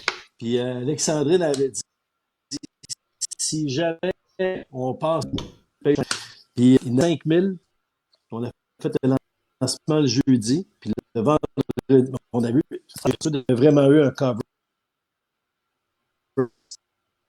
extraordinaire. Journal à Montréal, la radio, c'est dans le COVID, fin octobre, Luc, mais après là, je me on suis te dit, hey, moi, je perd suis un capable petit d'écrire. peu. Puis mon Ah, tome voilà, 2, t'es je vais aller revenu. chercher d'autres portraits différents. Mais après, quand je me suis lancé dans les romans, là, j'étais pas confortable parce que je suis pas romancier, là, je suis pas auteur, je suis journaliste sportif. Puis j'avais vraiment le syndrome de l'imposteur, sans blague. Puis je me sentais pas à ma place. Puis il y a un certain moment, j'ai eu le déclic parce que j'étais dans un salon du livre. Puis dans les salons du livre, j'aime ça aller écouter les conférences d'auteurs, les rencontres d'auteurs. Puis il y avait une dame vraiment très populaire au Québec qui vend en fou. Puis elle racontait que dans son dernier roman, elle avait fait mourir son héroïne, puis qu'elle avait vécu un deuil, puis qu'elle portait ça difficilement depuis plusieurs semaines. Moi, je suis dans le fond de la salle, puis je me dis, mais voyons donc, faut qu'elle change ses pilules, ça marche pas son affaire, là. Le personnage n'existe pas, puis il n'y a rien qu'à pas le faire mourir, ça, il fait de la peine. Moi, pauvre madame. Puis je me dis, hey, je suis vraiment pas dans leur gang. Moi, là, je suis un journaliste, je suis un gars de sport, puis ça, c'est du monde bien, bien bizarre, bien weirdo, les auteurs. Tu sais, je les jugeais beaucoup. Puis j'embarque dans la série de Félix Riopel. C'est la faute Ovechkin, le héros principal, c'est Félix Riopel. Puis je réalise, après plusieurs semaines, que Félix Riopel, c'était comme un ami imaginaire. Là. Que quand il y a des situations d'hockey ou d'adolescents, jamais je me dis, je sais pas comment aurait réagi Guillaume. Parce que je le sais comment il aurait réagi Guillaume, mon fils. Mais je me pose tout le temps la question, comment aurait réagi Félix s'il avait été dans cette situation-là? Parce que Félix, je le connais, mais pas vraiment. Puis dans le tome 3, c'est la faute à Cara Price, j'ai amené un personnage, un Amérindien de Lac-Simon, juste un petit peu au sud de Val-d'Or. Puis je suis tombé en amour avec ce personnage secondaire-là. Puis dans le tome 4, Félix se fait échanger. Puis évidemment, ben, je l'envoie à Rimouski parce que j'ai un attachement pour l'Océanique. Mais j'ai intégré dans la transaction Loïc Penosoué, l'Autochtone de Lac-Simon, parce que je tombais en amour avec. Là, à ce moment-là, j'ai fait comme, OK, Luc, ouais, sais-tu quoi? Tes T'es livres, ils se weird toi vendent. aussi, finalement. T'es un auteur, toi aussi. Tu prends pas de pilule, tu prends pas de drogue, mais t'as des amis imaginaires. Tu es devenu un auteur. Ah, c'est beau, ça. C'est tellement une belle histoire. Fait que t'es tombé dans la gang des weirds, finalement. Si on se fie au raisonnement initial de Luc Gélina, là. Ouais, complètement. Mais j'ai le côté journaliste aussi, tu sais, parce que dans cette Ouais. série-là, tu sais, comme quand je dis que Félix Riopel, il se fait échanger, j'ai appelé à la Ligue, moi. Juste vérifier, là, vous autres qui ont fait une transaction. C'est-tu encore les fax comme il y a 15 ans? C'est-tu un email à signer? C'est encore les fax. Parfait. Donc, dans mon, puis c'est les dates, tu sais. Quand dans le tome 3, c'est la faute à Carey Price, il se fait repêcher, ben, pour que le lecteur, il suive mon héros en coulisses, j'ai jasé avec, sans blague, 5, 6, peut-être 7, 8 jeunes qui ont été draftés à l'NH. des choix hâtifs, des choix tardifs. J'ai jasé avec des dépisteurs, avec un psychologue sportif, avec 2 DG pour savoir comment ça se passe, c'est quoi les questions des agents, comment vous les préparez, comment vous les drivez aux questions pour que le lecteur, ça soit de la fiction, mais vraiment le plus proche possible du réel. Peut-être que tous ces événements-là, ça peut pas arriver au même gars, mais tous ces événements-là, oui, ça peut arriver à un joueur. Puis dans ma prochaine série de 3 romans, inspirée de la vie de quelqu'un, c'est la même affaire, là. Je vais prendre l'avion quelque part au mois d'octobre, puis je vais aller passer une semaine à une place X, parce que c'est là que l'action va se dérouler, puis je suis jamais allé là. Puis il va falloir que je passe une semaine minimum là-bas, avec des gens de la place, à vivre comme eux autres, à voir comme eux autres, comment ils pensent, c'est quoi leur culture, c'est quoi les mots qu'ils utilisent pour que mes lecteurs soient le plus proche possible de la réalité, même si c'est de la fiction. Fait que On t'écoute en ce moment, puis si je suis le mélange des deux, tu sais, le journaliste qui fait ben de la voilà. fiction. On t'écoute en Tu ce sais, puis moment, puis honnêtement, ton... Non, vas-y, Luc. non, mais je veux dire, tu sais, c'est peut-être le fait que je suis bien là-dedans, mais tu sais, je regardais l'ancien compte quand je travaillais à RDS, puis j'étais outré, parce que c'est pas de même, ça marche dans la vraie vie. Tu sais, il n'y a pas de femmes des joueurs puis les enfants qui se promènent dans le vestiaire après un match, puis il n'y a pas de journalistes qui prennent un coup avec les joueurs, puis il n'y a pas de chicane dans l'avion, puis ça fait de la bonne TV. Puis tu sais, je me révoltais devant ma TV, puis je disais à Julie, ma conjointe, très Jean maudit, pas de même ça marche. Puis elle me ramenait tout le temps à l'ordre, elle me disait, oh, mais lui, il fait de même. Peut-être que, d'autres, on regardait Unité 9, ma femme a trippé là-dessus. Elle me disait, c'est peut-être pas de même ça marche en prison, mais tu le sais pas, puis t'aimes ça, puis on regarde Unité 9 ensemble, puis on trouve ça bon. Peut-être que les gens qui travaillent en milieu carcéral, eux autres, ils le savent. Fait que laisse-moi juste apprécier dans ces comptes, s'il vous plaît, puis arrête de chialer après les gens. Tu sais, mais Ah, moi, c'est ça. j'adore ça! Ah, Je hey, j'aurais aimé ça être je là veux quand ta vraiment femme que t'a ça dit soit ça, le plus Luc. proche possible. Ah, puis moi, Régent, je Ah, l'aime j'aurais bien. Tu tellement sais, aimé c'est ça. pas tout le monde qui tripe sur Régent Tremblay, mais moi, Régent, là, je l'adore. Je peux pas rien dire contre lui. Fait que... Mais je peux Ben, dire que je l'aurais fait différent. ben oui, puis ton travail, tu sais, tu dis ça, puis en même temps, là, j'ai plein de flashs en tête, dont tu parles de Unité 9, mais District 31, là, je sais pas si tu as des amis policiers dans la vie, Luc, mais il y a beaucoup de policiers, moi, qui m'ont dit, Nick, il y a pas de procureur qui vient dans le poste de police de même, puis qui rentre n'importe J'imagine. comment, Ah puis oui, que ben non, ça marche pas comme ça. Fait que, quand on parle de la fiction puis de la ouais, bonne télé, ben Régent et Luc c'est Dionne, clair. entre autres, en font de la très bonne. Tu as Ouais. parlé tantôt de ton prochain projet de trois livres. C'est sûr qu'on t'écoute parler, là, puis ton côté journaliste, et c'est sûr que tu es auteur aussi d'une certaine façon, mais ton côté journalistique, là, la fibre journalistique que tu as t'aide énormément dans le fait que tu vas te déplacer, tu vas aller voir comment leurs mœurs, leurs coutumes et tout ça. Ça reste que on peut sortir le gars du journalisme, là, mais on sortira jamais le journaliste du gars. Là. Ben, je pense pas. Tu sais, ben, tu sais, ça s'applique à Luc Dion, ce que tu disais tantôt. C'est sûr que lui, il faut qu'il fasse des entrevues puis qu'il rencontre des gens, là, tu sais, si tu veux que ça soit réaliste. Là. Mais je pense que maintenant, tu sais, j'ai 53 ans, ça fait une quinzaine d'années que j'écris à gauche, à droite. Je pense que le mariage des deux, il se fait bien maintenant. Puis ça va me permettre de, tu sais, la journée que je serai tanné de voyager ou peu importe, je dirais, bon, mais regarde, j'écrirai plus, puis je ferai plus de salons du livre, peut-être. Tu sais, peut-être que à un certain moment, là, tu sais, je m'achèterai une pipe, puis je commencerai à fumer la pipe, puis j'écrirai des romans avec. Là, tu vas Le créer de stéréotype. nouveaux personnages Le en fumant à la pipe. stéréotype. J'ai hâte de voir ça, ça va donner. Non, je pense pas que ça arrive. Luc, t'as parlé de voyage et ça m'amène à t'as beaucoup voyagé dans ta vie, probablement personnellement parce que tu voulais profiter de certains coins de pays puis de certains coins du globe, mais t'as beaucoup voyagé pour le sport aussi, pour le hockey entre autres. Ouais. T'es sur le beat du Canadien, tu disais tantôt depuis RDS avait un mois quand t'es rentré, c'était un bébé encore une fois, avec votre beau logo jaune et noir dans le temps, on se rappelle, Ouais. mais et ça a beaucoup changé tout ça, puis Ouais, là, ton travail maintenant, aussi. c'est rendu ça le Ben logo. oui, On voilà. est dans mon bureau, Voilà. là. D'ailleurs, parallèle avec ce qui se passe actuellement, vous êtes de retour comme étant le diffuseur officiel de la Ligue de hockey junior majeur du Québec. Ouais, Je sais pas, ouais. je sais pas si tu vas toi faire quelques matchs parce que tu as un attachement particulier avec la Ligue, mais Non. t'es surtout très occupé avec le Canadien, mais quand même, re-bienvenue dans la grande famille de la Q, mon Ouais, cher c'est le Luc fun. et Je suis tout vraiment RDS. content. Vraiment content. Ça, c'est vraiment une super bonne nouvelle. Tu sais, puis Stéphane Leroux, puis toute l'équipe qui va être là-dessus, là, c'est des passionnés, là. Stéphane, tu sais, je le vois aller, Stéphane, là. Ça fait des années qu'on travaille ensemble. C'était mon voisin dans la salle des nouvelles, il y a, je sais pas, 12-13 ans. On était voisins longtemps, puis c'est arrivé souvent que le téléphone sonnait, là. C'était des dépisteurs de la Ligue nationale, là, qui l'appelaient, là, pour avoir des rapports sur tel ou tel joueur, là. Puis c'est arrivé tellement de fois au draft, là, lui, non, ils vont se planter, lui, il connaît ça, Stéphane, puis il travaille fort, il est méthodique, tu sais, puis il a une mémoire prodigieuse, là. Ce gars-là, c'est le Les pape chiffres Georges aussi, Junior, les là, stats. tu sais. Il y avait Marc Lachapelle, quand on est arrivé dans le business, moi puis Marc, c'était la référence, tu sais, puis Stéphane est allé succéder à Marc, puis tu sais, même prendre un step de plus, je pense, là, parce que c'est différent, là, tu sais, de l'époque où tous les clubs étaient concentrés dans la région de Montréal. Là, maintenant, c'est les maritimes, puis tu sais, c'est international. Il y a des gars qui viennent d'Europe, puis ils n'avaient pas dans le temps. Stéphane, il est vraiment, là, c'est une sommité, puis c'est le fun pour lui de voir qu'il va avoir la chance de reprendre, là, tu sais, la chaise, là, tu sais, Oui, là, absolument. des matchs à RDS.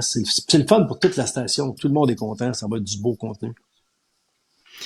Je veux qu'on parle de tes études et de comment tu t'es rendu justement jusqu'à RDS, mais juste avant, là, un petit quiz sur toi. Tu devrais avoir la bonne OK? réponse. J'espère que tu vas avoir Ben la bonne ouais. réponse. Tu me stresses? Quel est ton... Quel est ton reportage le plus marquant, selon toi, aux yeux du public? Je te donne un petit indice, là, c'est avant les années 2000 et avant même les années 80. Avant les années 80, Oui. RDS Je n'existait te pas. dis ça, là, puis attends. C'est pas vrai. Je dis n'importe quoi, je te testais voir. Oh, t'as une bonne réponse là-dessus, Ben, Luc. moi, je C'est avant pense les années que 2000. j'en ai parlé souvent. Je pense que moi, ce qui m'a le plus marqué, tu sais, c'est pas la médaille d'or de Sidney Crosby. Et ça, d'ailleurs, parenthèse. Tu sais, dans ce que j'ai vécu dans ma vie, j'ai été chanceux. J'ai fait les Olympiques à Salt Lake City, à Turin, à Vancouver, à Londres, à Sochi. J'ai couvert des championnats du monde en Europe, un paquet de Coupes Stanley, tu sais, puis tout le monde a en tête le but en prolongation de Sidney Crosby à Vancouver. RDS, on Mhm. diffuse le match. Je suis sur l'équipe de production. C'est moi qui fais les entrevues warm-up, donc d'avant-match, dans les Mhm. entractes, puis après le match.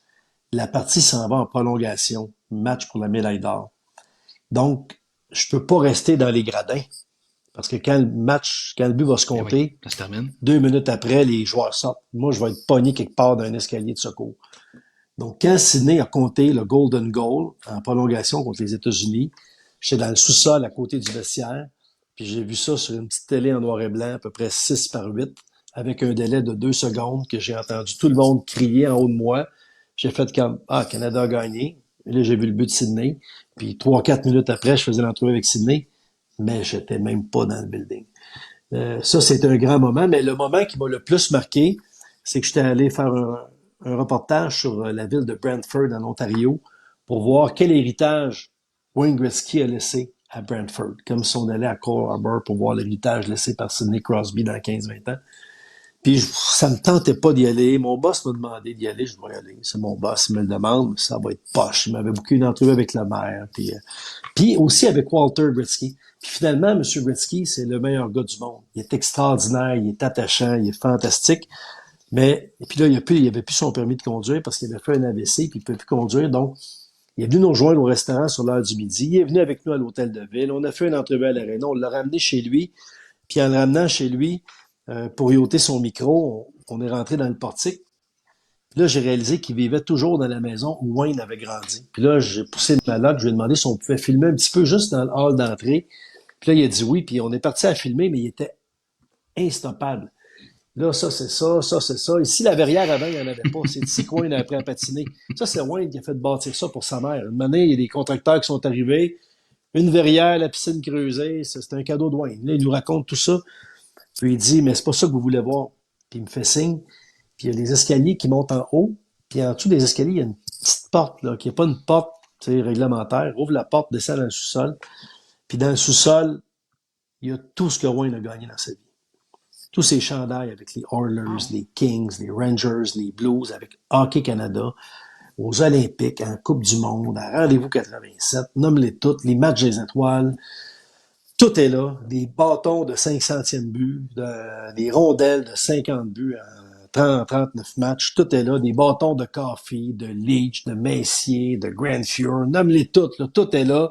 Des médailles en athlétisme quand il y avait 10 ans, 12 ans dans l'AMH.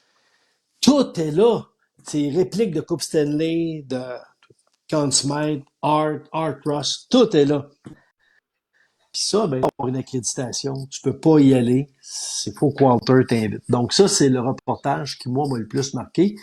Puis j'ai tellement répondu souvent à cette question-là que je pense que c'est peut-être ça qui a le plus marqué les gens aussi. Donc, c'est ma réponse avec les explications qui venaient avec. C'est magnifique et ça devait être bon, là, Luc. Ça devait être bon, ce reportage-là. Je t'avoue qu'il m'échappe, mais on va se permettre ton plus beau reportage, si tu le C'est pas permets. ça Il la dure un réponse? peu plus de 2 minutes. C'est pas ça, mais Ok. Luc, honnêtement, t'as quand même de bons points. Je te donnerais 5 sur 10. Et je suis convaincu qu'après ce qu'on va écouter, tu vas dire, Nicolas, t'avais raison, c'est lui, on va se le permettre à l'instant même. C'est un bon, honnêtement. OK. Sport 30 a appris cette nouvelle en mettant la main sur la copie d'une lettre que la Ligue nationale a adressée à la compagnie Sherwood le 24 mars dernier. On y mentionnait que le fabricant devra modifier ses bâtons et offrir un modèle uniforme sans courbe dans la palette. Nous autres, à Sherwood, on a environ 10 000 modèles. Alors maintenant, on va avoir seulement besoin d'un seul modèle, palette droite. Puis ça va peut-être enlever des jobs à Sherwood, mais il va falloir vivre avec ça. Devant l'insistance de RDS et les preuves détenues, Gary Bettman a avoué que le projet a été accepté par les directeurs généraux. Reste maintenant à convaincre l'association des joueurs. Together, we've got a lot of homework to do, but as I've said all along since I was elected, I'm optimistic that we can work together. Du côté du Canadien, quelques joueurs étaient déjà au courant de cette modification proposée par Bettman lui-même. Le commissaire de la Ligue nationale compte sur 2 alliés de taille à Montréal. Nous autres, on vient d'apprendre un peu la décision. C'est sûr que certains joueurs vont être contre, mais si tu regardes à travers la Ligue nationale présentement, il y a beaucoup de courbes, il y a beaucoup trop des joueurs qui jouent avec une courbe prononcée. En plus d'être dangereux pour les gardiens de but, les lancers sont imprécis. Je pense que c'est important que la Ligue apporte cette modification-là. De toute façon, ça va être bon pour les joueurs parce qu'on va avoir de plus en plus des revers et puis chose qu'on n'a pas vu depuis très longtemps. Ce ne sont cependant pas tous les joueurs qui sont entichés par cette idée. Pour certains, il s'agit en quelque sorte d'un pas en arrière. Ça serait insensé pour nous de revenir à une palette droite du jour au lendemain quand ça fait 20 ans qu'on pratique avec depuis le niveau Atom puis oui, qu'on patine avec des palettes courbées. Je pense que les gens maintenant, les joueurs aiment ça jouer avec des palettes courbées. Je pense pas que ça change. Toi, personnellement, aurais-tu la difficulté à t'adapter à ce genre de règlement-là, les palettes droites? Mais écoute, avec les mains que j'ai, c'est sûr que peut-être des difficultés au début, mais écoute, je penserais pas. La saison prochaine, ce genre de bâton avec une palette courbe sera révolu dans le circuit Bettman. Il y a donc fort à parier qu'au cours de l'été, les joueurs de Ligue nationale seront aperçus plus souvent dans les arénas que sur les terrains de golf, car ils profiteront de peu de temps pour améliorer leur technique avec les palettes droites. Luc Gélina à Montréal, pour Sport 30. 1er avril 1994. Avec la belle coupe jeune homme, ouais. Ça avait été le fun à faire, là. C'est sans blague. Puis les gars qu'on a vus, là, Carbeau, Jean-Jacques Ben, Patrick Roy puis Carbeau, il savait. Claude Larose aussi, là, le gars de Sherwood. Mais après, là, Jean-Jacques puis Pierre Sévigny, je leur avais pas dit, je voulais avoir l'effet de surprise. Là, je leur ai dit après. Je me souviens, Jean-Jacques, il m'avait dit, ben, c'est pas drôle. Non, mais c'est drôle. Ben, là, non. C'est tellement beau, ça. Puis, non, mais j'avais vraiment eu du fun à faire ça. Mais, c'est sûr. Ouais, ça avait pogné au bout, là. Mais c'est clair. Honnêtement, on a revu ça, nous, et mon Richard m'a demandé ça juste avant, Michel. Merci encore à Michel pour le hint là-dessus. Je pense que c'est il y a 3-4 ans, peut-être un peu plus, mais vous avez fait un reportage à la télévision là, sur les 25 ans, entre autres, là, puis sur comment ça se passait, puis les plus beaux moments d'RDS.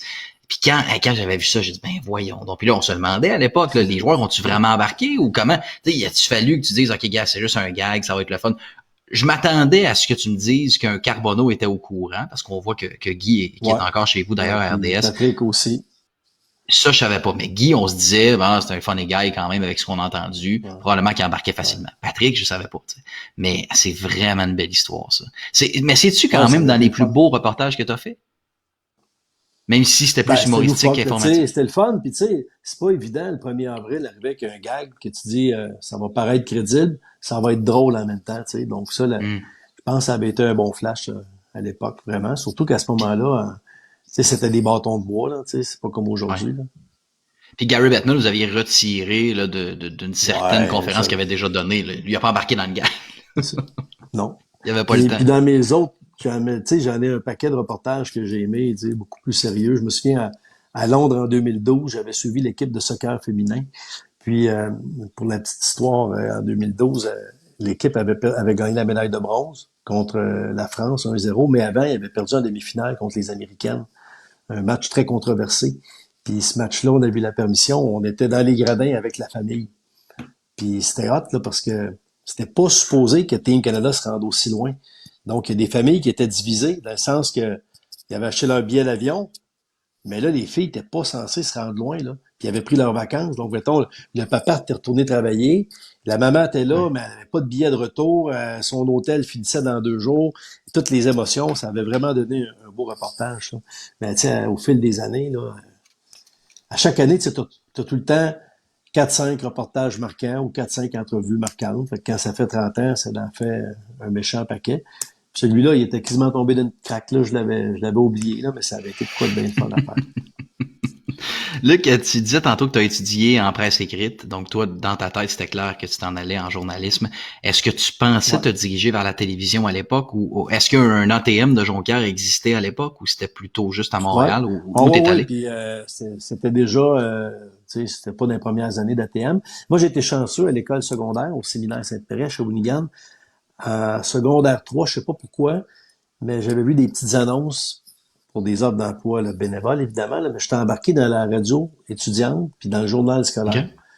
Puis les 2 jobs, c'était au sport. Donc, j'avais commencé à écrire des textes.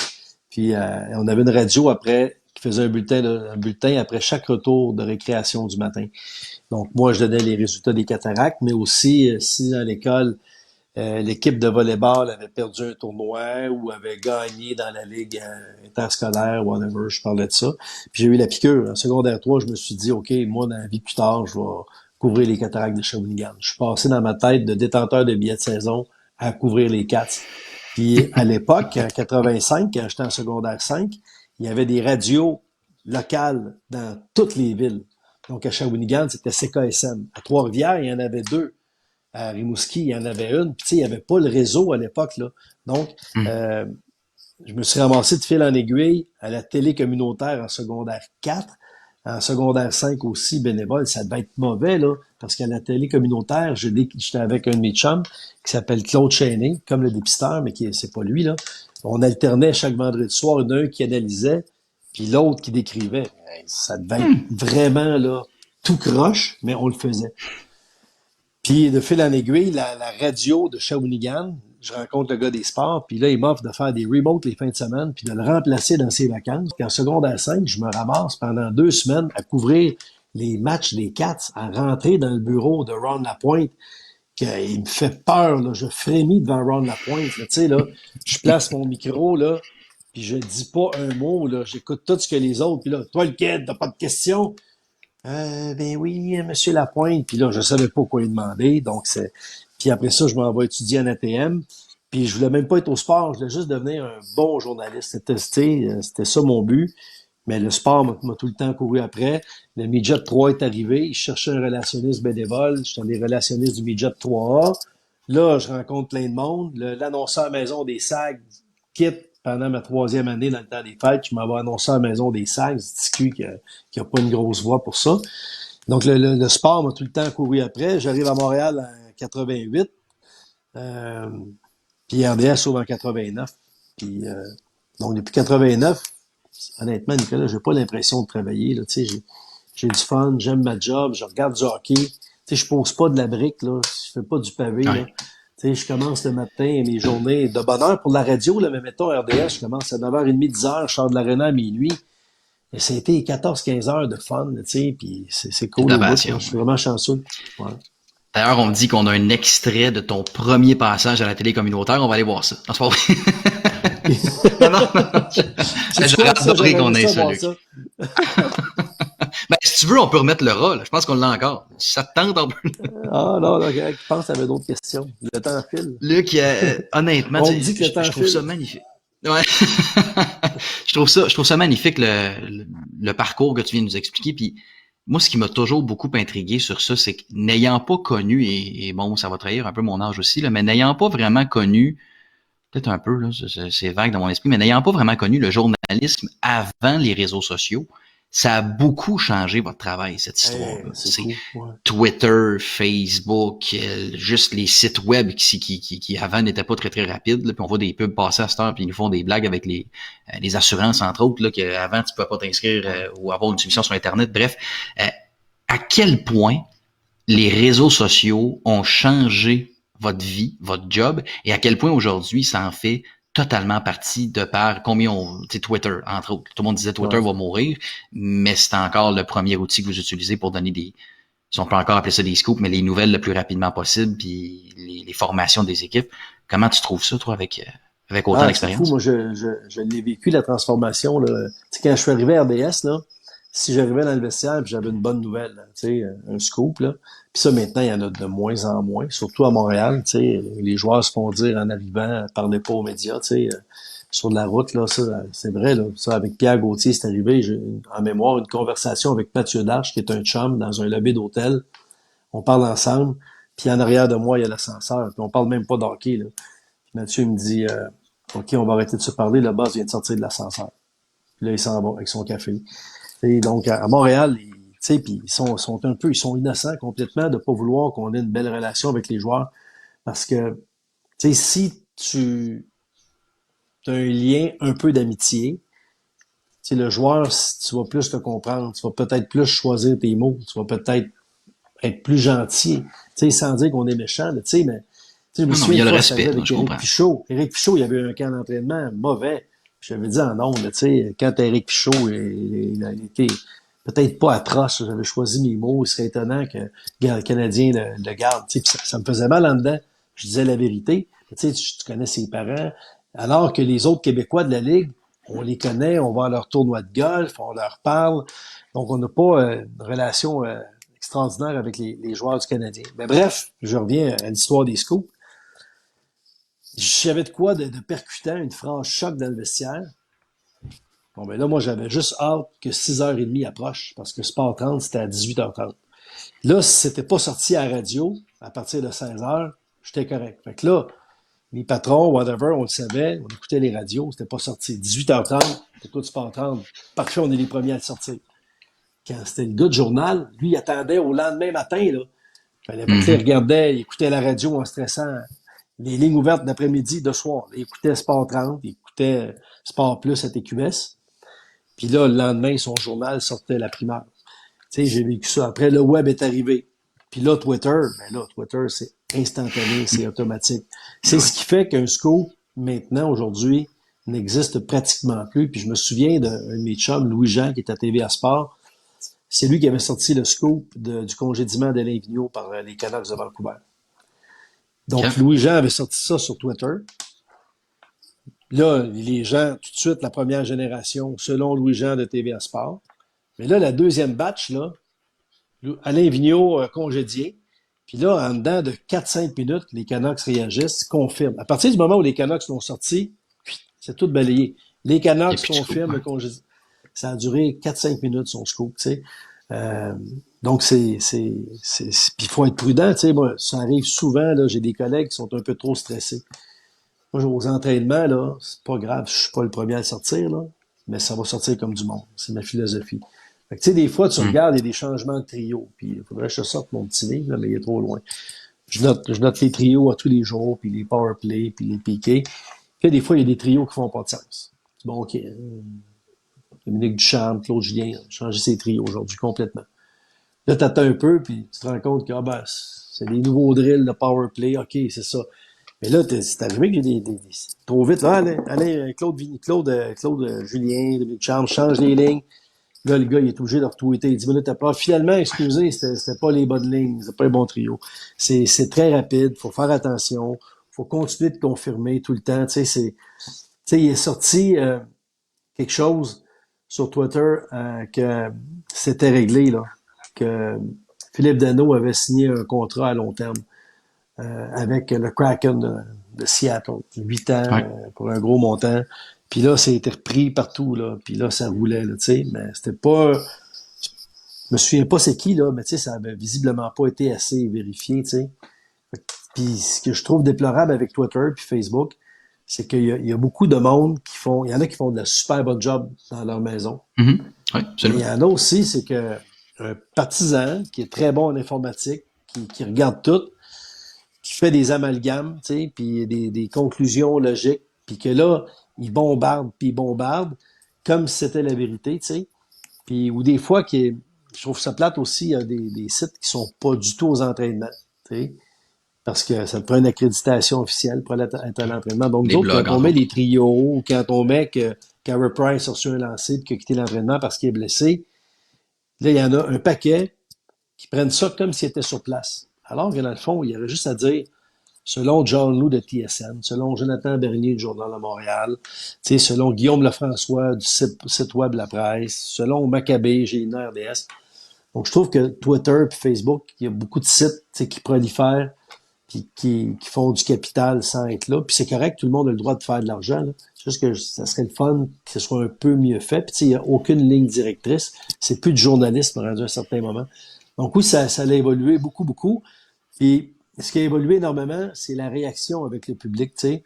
Quand Logan Mayou a été repêché par le Canadien, moi, j'étais outré complètement. Puis je l'ai exprimé sur Twitter.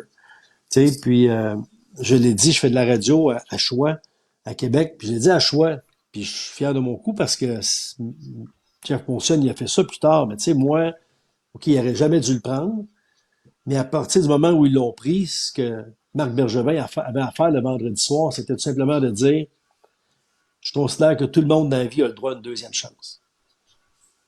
On croit beaucoup au talent de Logan Mayou. On ne sait pas quel genre d'être humain il va devenir. Peut-être qu'il va jamais s'améliorer. Peut-être qu'il va rester croche. Puis on reconnaît que ce qu'il a fait, là, c'est un crime. Parce qu'ils ont juste dit le mot gaffe. Ils n'ont jamais voulu dire le mot crime. Mais oui, je m'excuse, là. Vous m'enverrez des emails, ceux qui sont pas contents. J'en ai reçu tellement, là, c'est pas grave. Et oui, je suis en vacances, je les verrai pas. Il y avait rien qu'à dire ça. Il y avait juste à dire, mais on croit dans une deuxième chance, puis on va l'accompagner, on va l'aider à s'améliorer. On va avoir les meilleures ressources disponibles. Puis nos hommes d'hockey, ils vont même pas y parler. Puis il sera pas au camp d'entraînement, pas du tout. Puis dans 1 an et demi, là, on va s'asseoir avec nos psychologues, puis on va voir le rapport, puis on va faire une démarche avec la victime, parce que oui, c'est une victime. On va se rasseoir avec lui, puis s'il est pas croche, là, on va l'éviter au camp, qu'on perde notre choix de première ronde.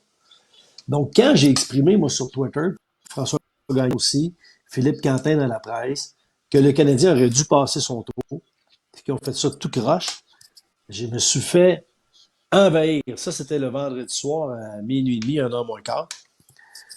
La journée du samedi, là, c'était une journée complète de suivre le repêchage tout en répondant poliment à toutes les insultes que j'ai reçues en privé sur Facebook. J'espère que tu vas te faire poursuivre, t'es un crotté, t'as jamais fait d'erreur. Il y en a un qui m'a écrit, parce que moi j'ai dit Logan Mayou, tu sais, il a pas fait un viol. Il y en a qui disent que c'est un agresseur. Tu sais, si tu regardes les groupes de femmes, ce qu'il a fait, c'est une agression. Moi, j'ai dit que le Canadien a repêché un abuseur sexuel. C'est le terme que j'ai choisi, que j'ai regardé dans le dictionnaire parce que c'est pas mon expertise. Donc, quand j'ai parlé de Logan Mayou dans mon reportage, j'ai dit abuseur sexuel 2 fois. Je le regrette, j'aurais dû le dire juste une fois. C'est un petit peu exagéré d'y aller 2 fois. C'était un peu trop fessé sur le gars. J'aurais dû le dire juste une fois. J'aurais dû la deuxième fois dire le défenseur de London. Tu sais. Mais bref, j'ai reçu un message qui m'a dit m'a te montrer c'est quoi de l'abus que je crois jamais une de tes filles, ils vont voir c'est quoi être abusé. Tu sais, là, les gens ont over-réagi, je trouve. Fait que là, ma journée du samedi, c'était de la gestion polie, gentille, de répondre à tout le monde, de dire, écoute, moi, je considère que le mot abuseur, parce que je considère qu'il a fait un abus. Oui, je crois qu'il a le droit à une deuxième chance. Je crois juste qu'il ne devrait pas être au camp d'entraînement. Merci de m'exprimer ton opinion. J'aimerais ça que tu sois poli.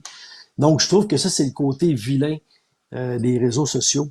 Tu sais, je regarde tout le monde en parle, là. Si j'aime pas la question de Guillaume Lepage, je trouve que son invité répond quelque chose que moi, je trouve odieux.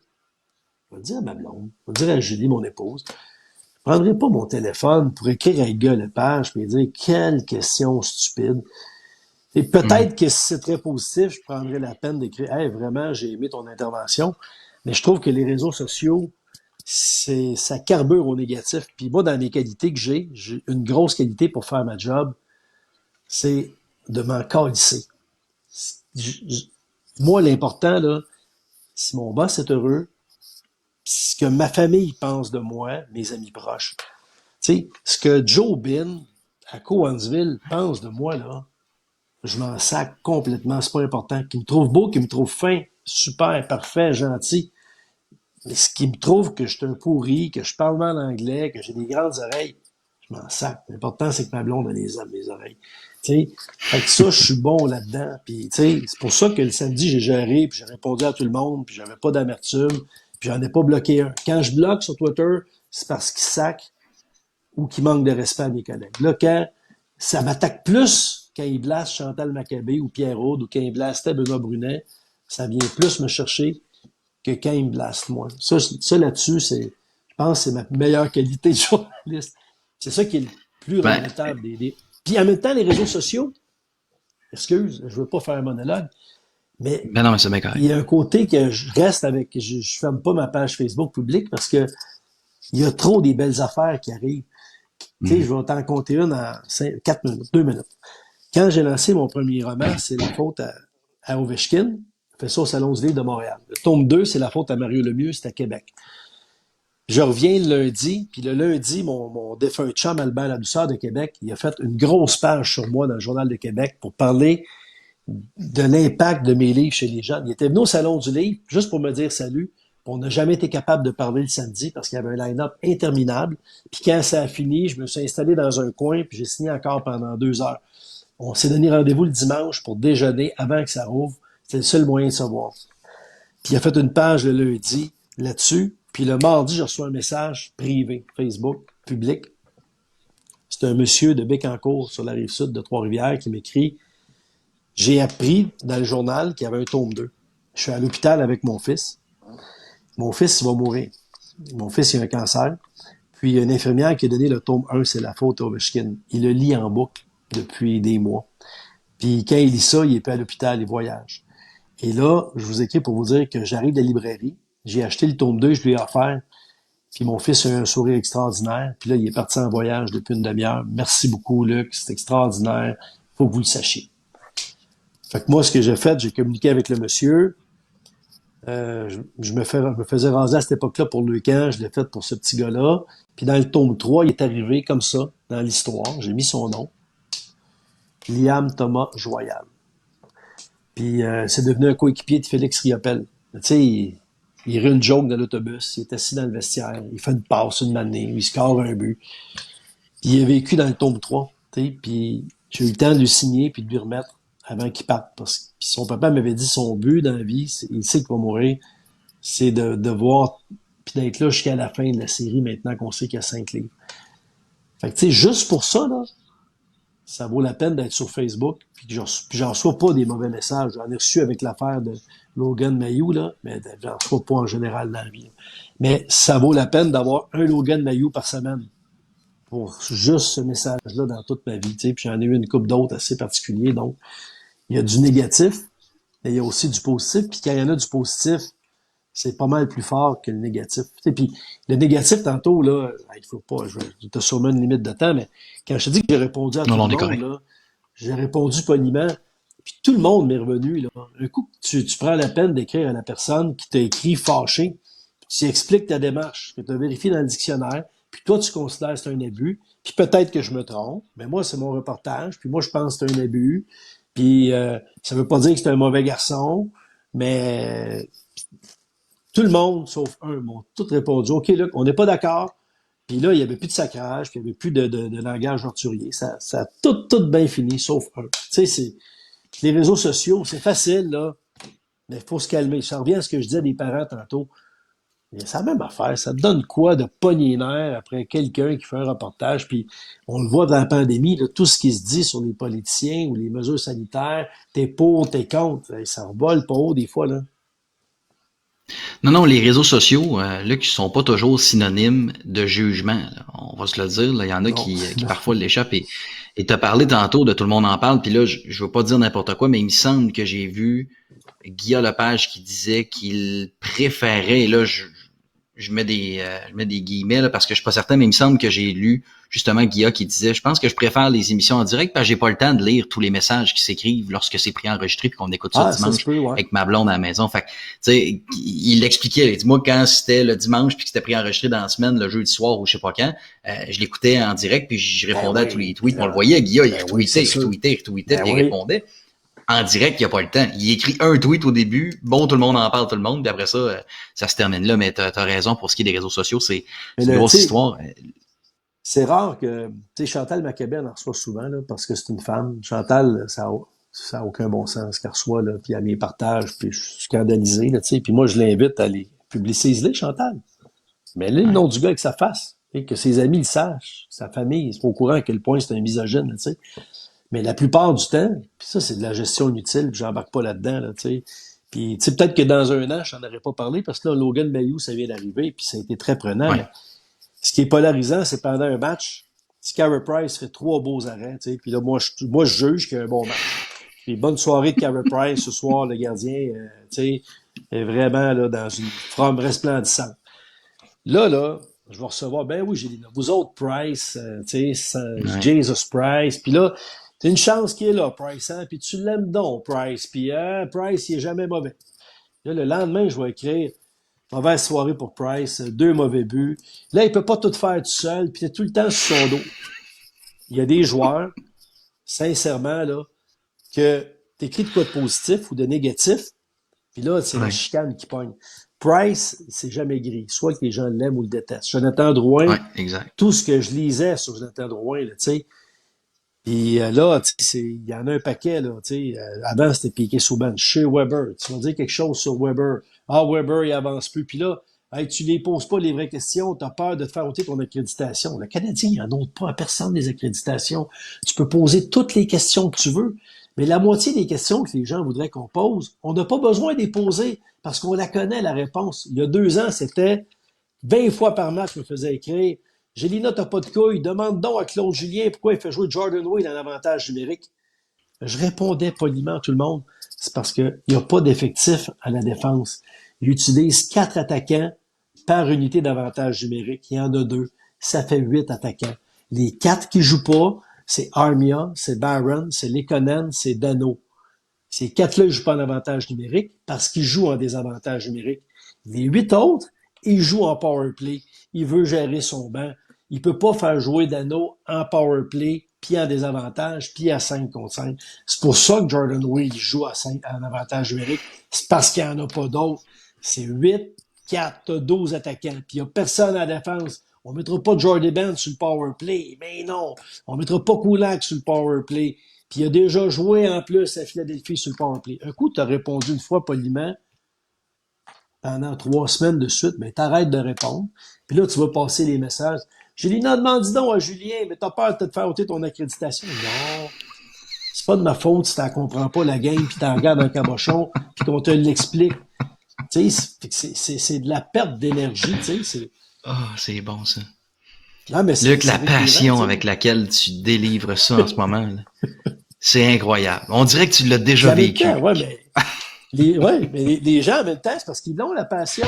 Le gars qui couvre les Blue Jackets de bus, là, il s'ostine pas sur le gars, le 8e attaquant du power play, là, tu sais. Puis pourquoi Paul Barron joue trop, puis c'est pas grave. Pourquoi Romanov joue pas, tu sais. À Montréal, c'est la passion, puis c'est ça qui fait que c'est le fun aussi. Tu sais, Guy Carbonneau, il m'a dit qu'il jouait, il était avec Dallas dans ce temps-là, puis je lui avais parlé de la passion puis de la pression de Montréal. Puis il m'avait dit de quoi qui m'a frappé. Il m'avait dit là qu'un vrai, là, ça veut jouer où ça compte. Si t'es un joueur là, qui aime ça se faufiner, là, puis prendre des soirées off, là, tu veux pas jouer à Montréal, puis à Toronto, puis au Canada, puis à Boston, puis à New York. Si t'es un gars qui aime ça prendre des soirées de congé, là, puis quand tu perds, lever à la pédale, puis pas aller dans les coins, vas-y jouer en Floride, personne va s'en rendre compte. Puis il m'a dit, c'est pareil pour ta job. Ton reportage que tu fais, là, tu le fais avec de l'énergie, de la passion, du professionnalisme. Tu voudrais-tu qu'il soit vu par 120 personnes à TV communautaire ou les belles cotes d'écoute d'RDS? Mais quand t'es bon, tu veux qu'il y ait une grosse cote d'écoute. Un joueur d'hockey, c'est pareil.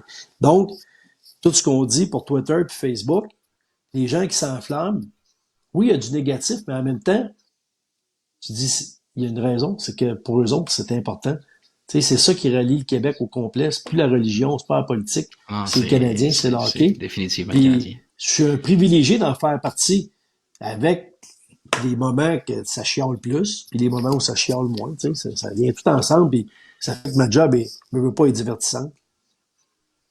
Absolument, puis tu parles de ça, mais je dois t'avouer que dans les dernières heures, on a vécu la saga Marc-André Fleury qui passe des Golden Knights à Chicago, et j'ai lu les commentaires là, autant des partisans des Golden Knights qui sont pas contents que des partisans des Blackhawks qui étaient là aussi, c'était blanc ou c'était noir, il n'y avait pas de zone grise, il y en a qui sont contents que Marc-André arrive, il y en a d'autres qui font mais pourquoi Marc-André s'en vient, et je voyais des affaires là.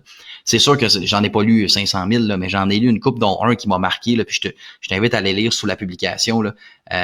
Welcome in Chicago, puis là c'était voici notre organisation dans les dernières années, c'est quoi, mais c'était juste puis là je les nommerai pas parce que c'est pas nécessaire, mais c'était juste des passages négatifs de l'équipe depuis 2000, je pense, avec tout ce qui est arrivé, avec l'entraîneur ou les joueurs. Et là, tu te dis, ben voyons donc, on parle de... Mais Chicago, c'est le Regional Six aussi, là, c'est une des organisations les plus vieilles. Ils ont gagné des belles Coupes Stanley aussi. Tu sais, voilà. Tantôt, je parlais de 2010, ils ont des partisans. Philadelphie-Chicago, c'est Chicago qui l'avait gagné. Là. Il y a des partisans là aussi. Trouver une façon d'interpréter. Puis à exact. Vegas, c'est le fun parce qu'à Vegas aussi, les partisans sont intenses pour un nouveau club dans un marché qui est pas un marché de hockey. Là. C'est vraiment le fun de Vegas. Ça a l'air qu'il y a bien du fun aussi dans les estrades. Là. Ça regarde pas toujours la game. On m'a dit qu'ils sont pas là pour le match. Là. Ils sont là pour l'ambiance, tout ce qui est autour. Puis souvent, on se gargarise. Montréal, c'est la meilleure foule. Oui, Montréal, il y a du bruit, il y a du monde. Les applaudissements en Cannes, là, puis le bruit de la foule en Cannes, là, ça n'a pas été inventé avec la pandémie, si on sent belle. Là. Ça fait longtemps qu'on regarde, là, puis il y a des concours pendant les pauses, là, puis ça crie au bout. Tu regardes dans les estrades, tout le monde est assis, tout le monde jase. Montréal, il y en a de l'ambiance, là. Mais il y a de l'ambiance à Calgary, à Winnipeg, Edmonton, Vegas. C'est une grosse ville où il y a beaucoup d'ambiance. Non, Boston, c'est tranquille. Boston, ça crie, c'est barbare. Mais tu sais, il y a des choses, la façon dont c'est configuré, là, c'est souvent tranquille, Boston. En tout cas, du moins en saison régulière. J'étais allé voir un match Boston-Philadelphie une couple d'années, puis OK, on parle d'ambiance. C'est vrai que c'était plus barbare que de l'ambiance. Je te l'accorde, celle-là. on me demande, Philadelphie, c'est comment? Y en a-tu encore beaucoup? Philadelphie, Philadelphie, c'est débile. Ils sont fous, là, Philadelphie. Quand le Canadien, la dernière fois, a joué en playoff contre les Flyers, là. C'est l'année de Kovalev, là. Le chum de Radio-Canada. Montréal avait gagné le premier match, je pense, puis il avait perdu 5 collés en demi-finale. Les chums de Radio-Canada, ils étaient descendus avec le quart de reportage pour être en direct. Ils étaient sortis après le premier match, les 4 pneus pétés, le camion brisé, il ne fonctionnait plus. Pat Eke de Gazette s'était fait crever ses pneus parce qu'il y avait une plaque du Québec. Mais tu sais, c'est colon rare, là, parce que peut-être les parents de Simon Gagné ou des amis de Simon Gagné étaient avec des plaques du Québec. Puis c'est des intenses, là. Ils ont déjà eu le Père Noël, un match des Eagles. Mais en même temps... Je viens de recevoir ça comme commentaire. Tu sais, moi, j'ai fait le marathon de Philadelphie il y a 2 ou 3 ans. Puis c'était des marathons les plus le fun parce que sur les 42 kilomètres, il y a du monde partout. Partout. Puis ça crie, puis ça encourage, là, tu sais, là.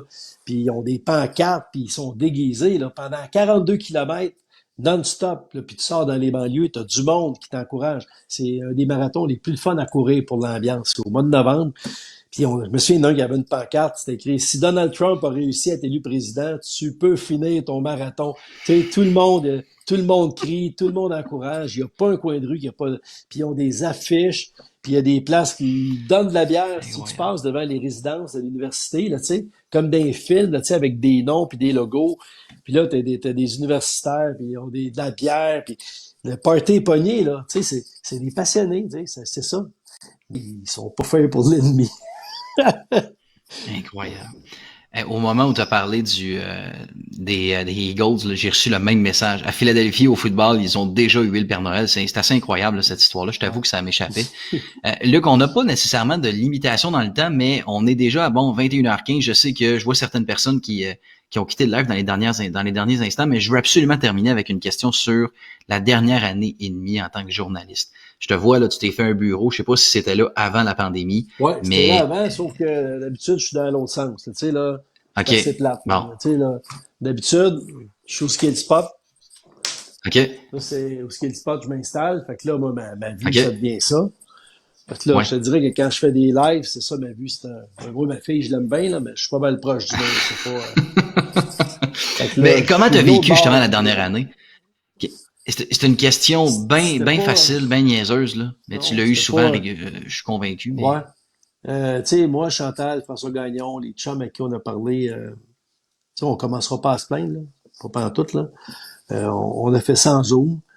Mais tu sais, notre job, on n'a pas le feeling de faire. Les Zooms, c'est limité à une ou deux questions. On est Mhm. limité dans les joueurs, là, tu sais. Donc, tu sais, le feeling de rentrer dans le vestiaire, Ouais. tu sais, puis Aller où tu ramasser. veux. Souvent, là, les off the record qu'on se fait raconter, tu sais, on dit, là, tu sais, mais ça nous aide à comprendre. Comme Jonathan Drouin, là, il y a quelqu'un dans l'équipe, complètement dans l'équipe, qui m'a tout raconté ce que Jonathan a vécu, puis comment il l'a vécu, puis pourquoi je joue pas. Bon, je ne le raconterai jamais ça. Puis c'est pour ça que ça Mhm. fait plusieurs années que je couvre le Canadien, parce que quand je me fais dire compte-les pas, ben j'afferme ma boîte. Ça, je suis pas pire là-dedans. Même payer une bière, puis deux, puis 12, je te dirai pas plus. Euh, mais ça nous aide à comprendre des choses. Mais là, on n'a rien compris. Là. Ça fait 1 an et demi qu'on a tous le même accès. Puis tu sais, toutes les histoires sont pareilles. RDS, TVA Sport, Journal de Montréal, La Presse, The Gazette, The Athletic, Radio-Canada, toutes les mêmes histoires.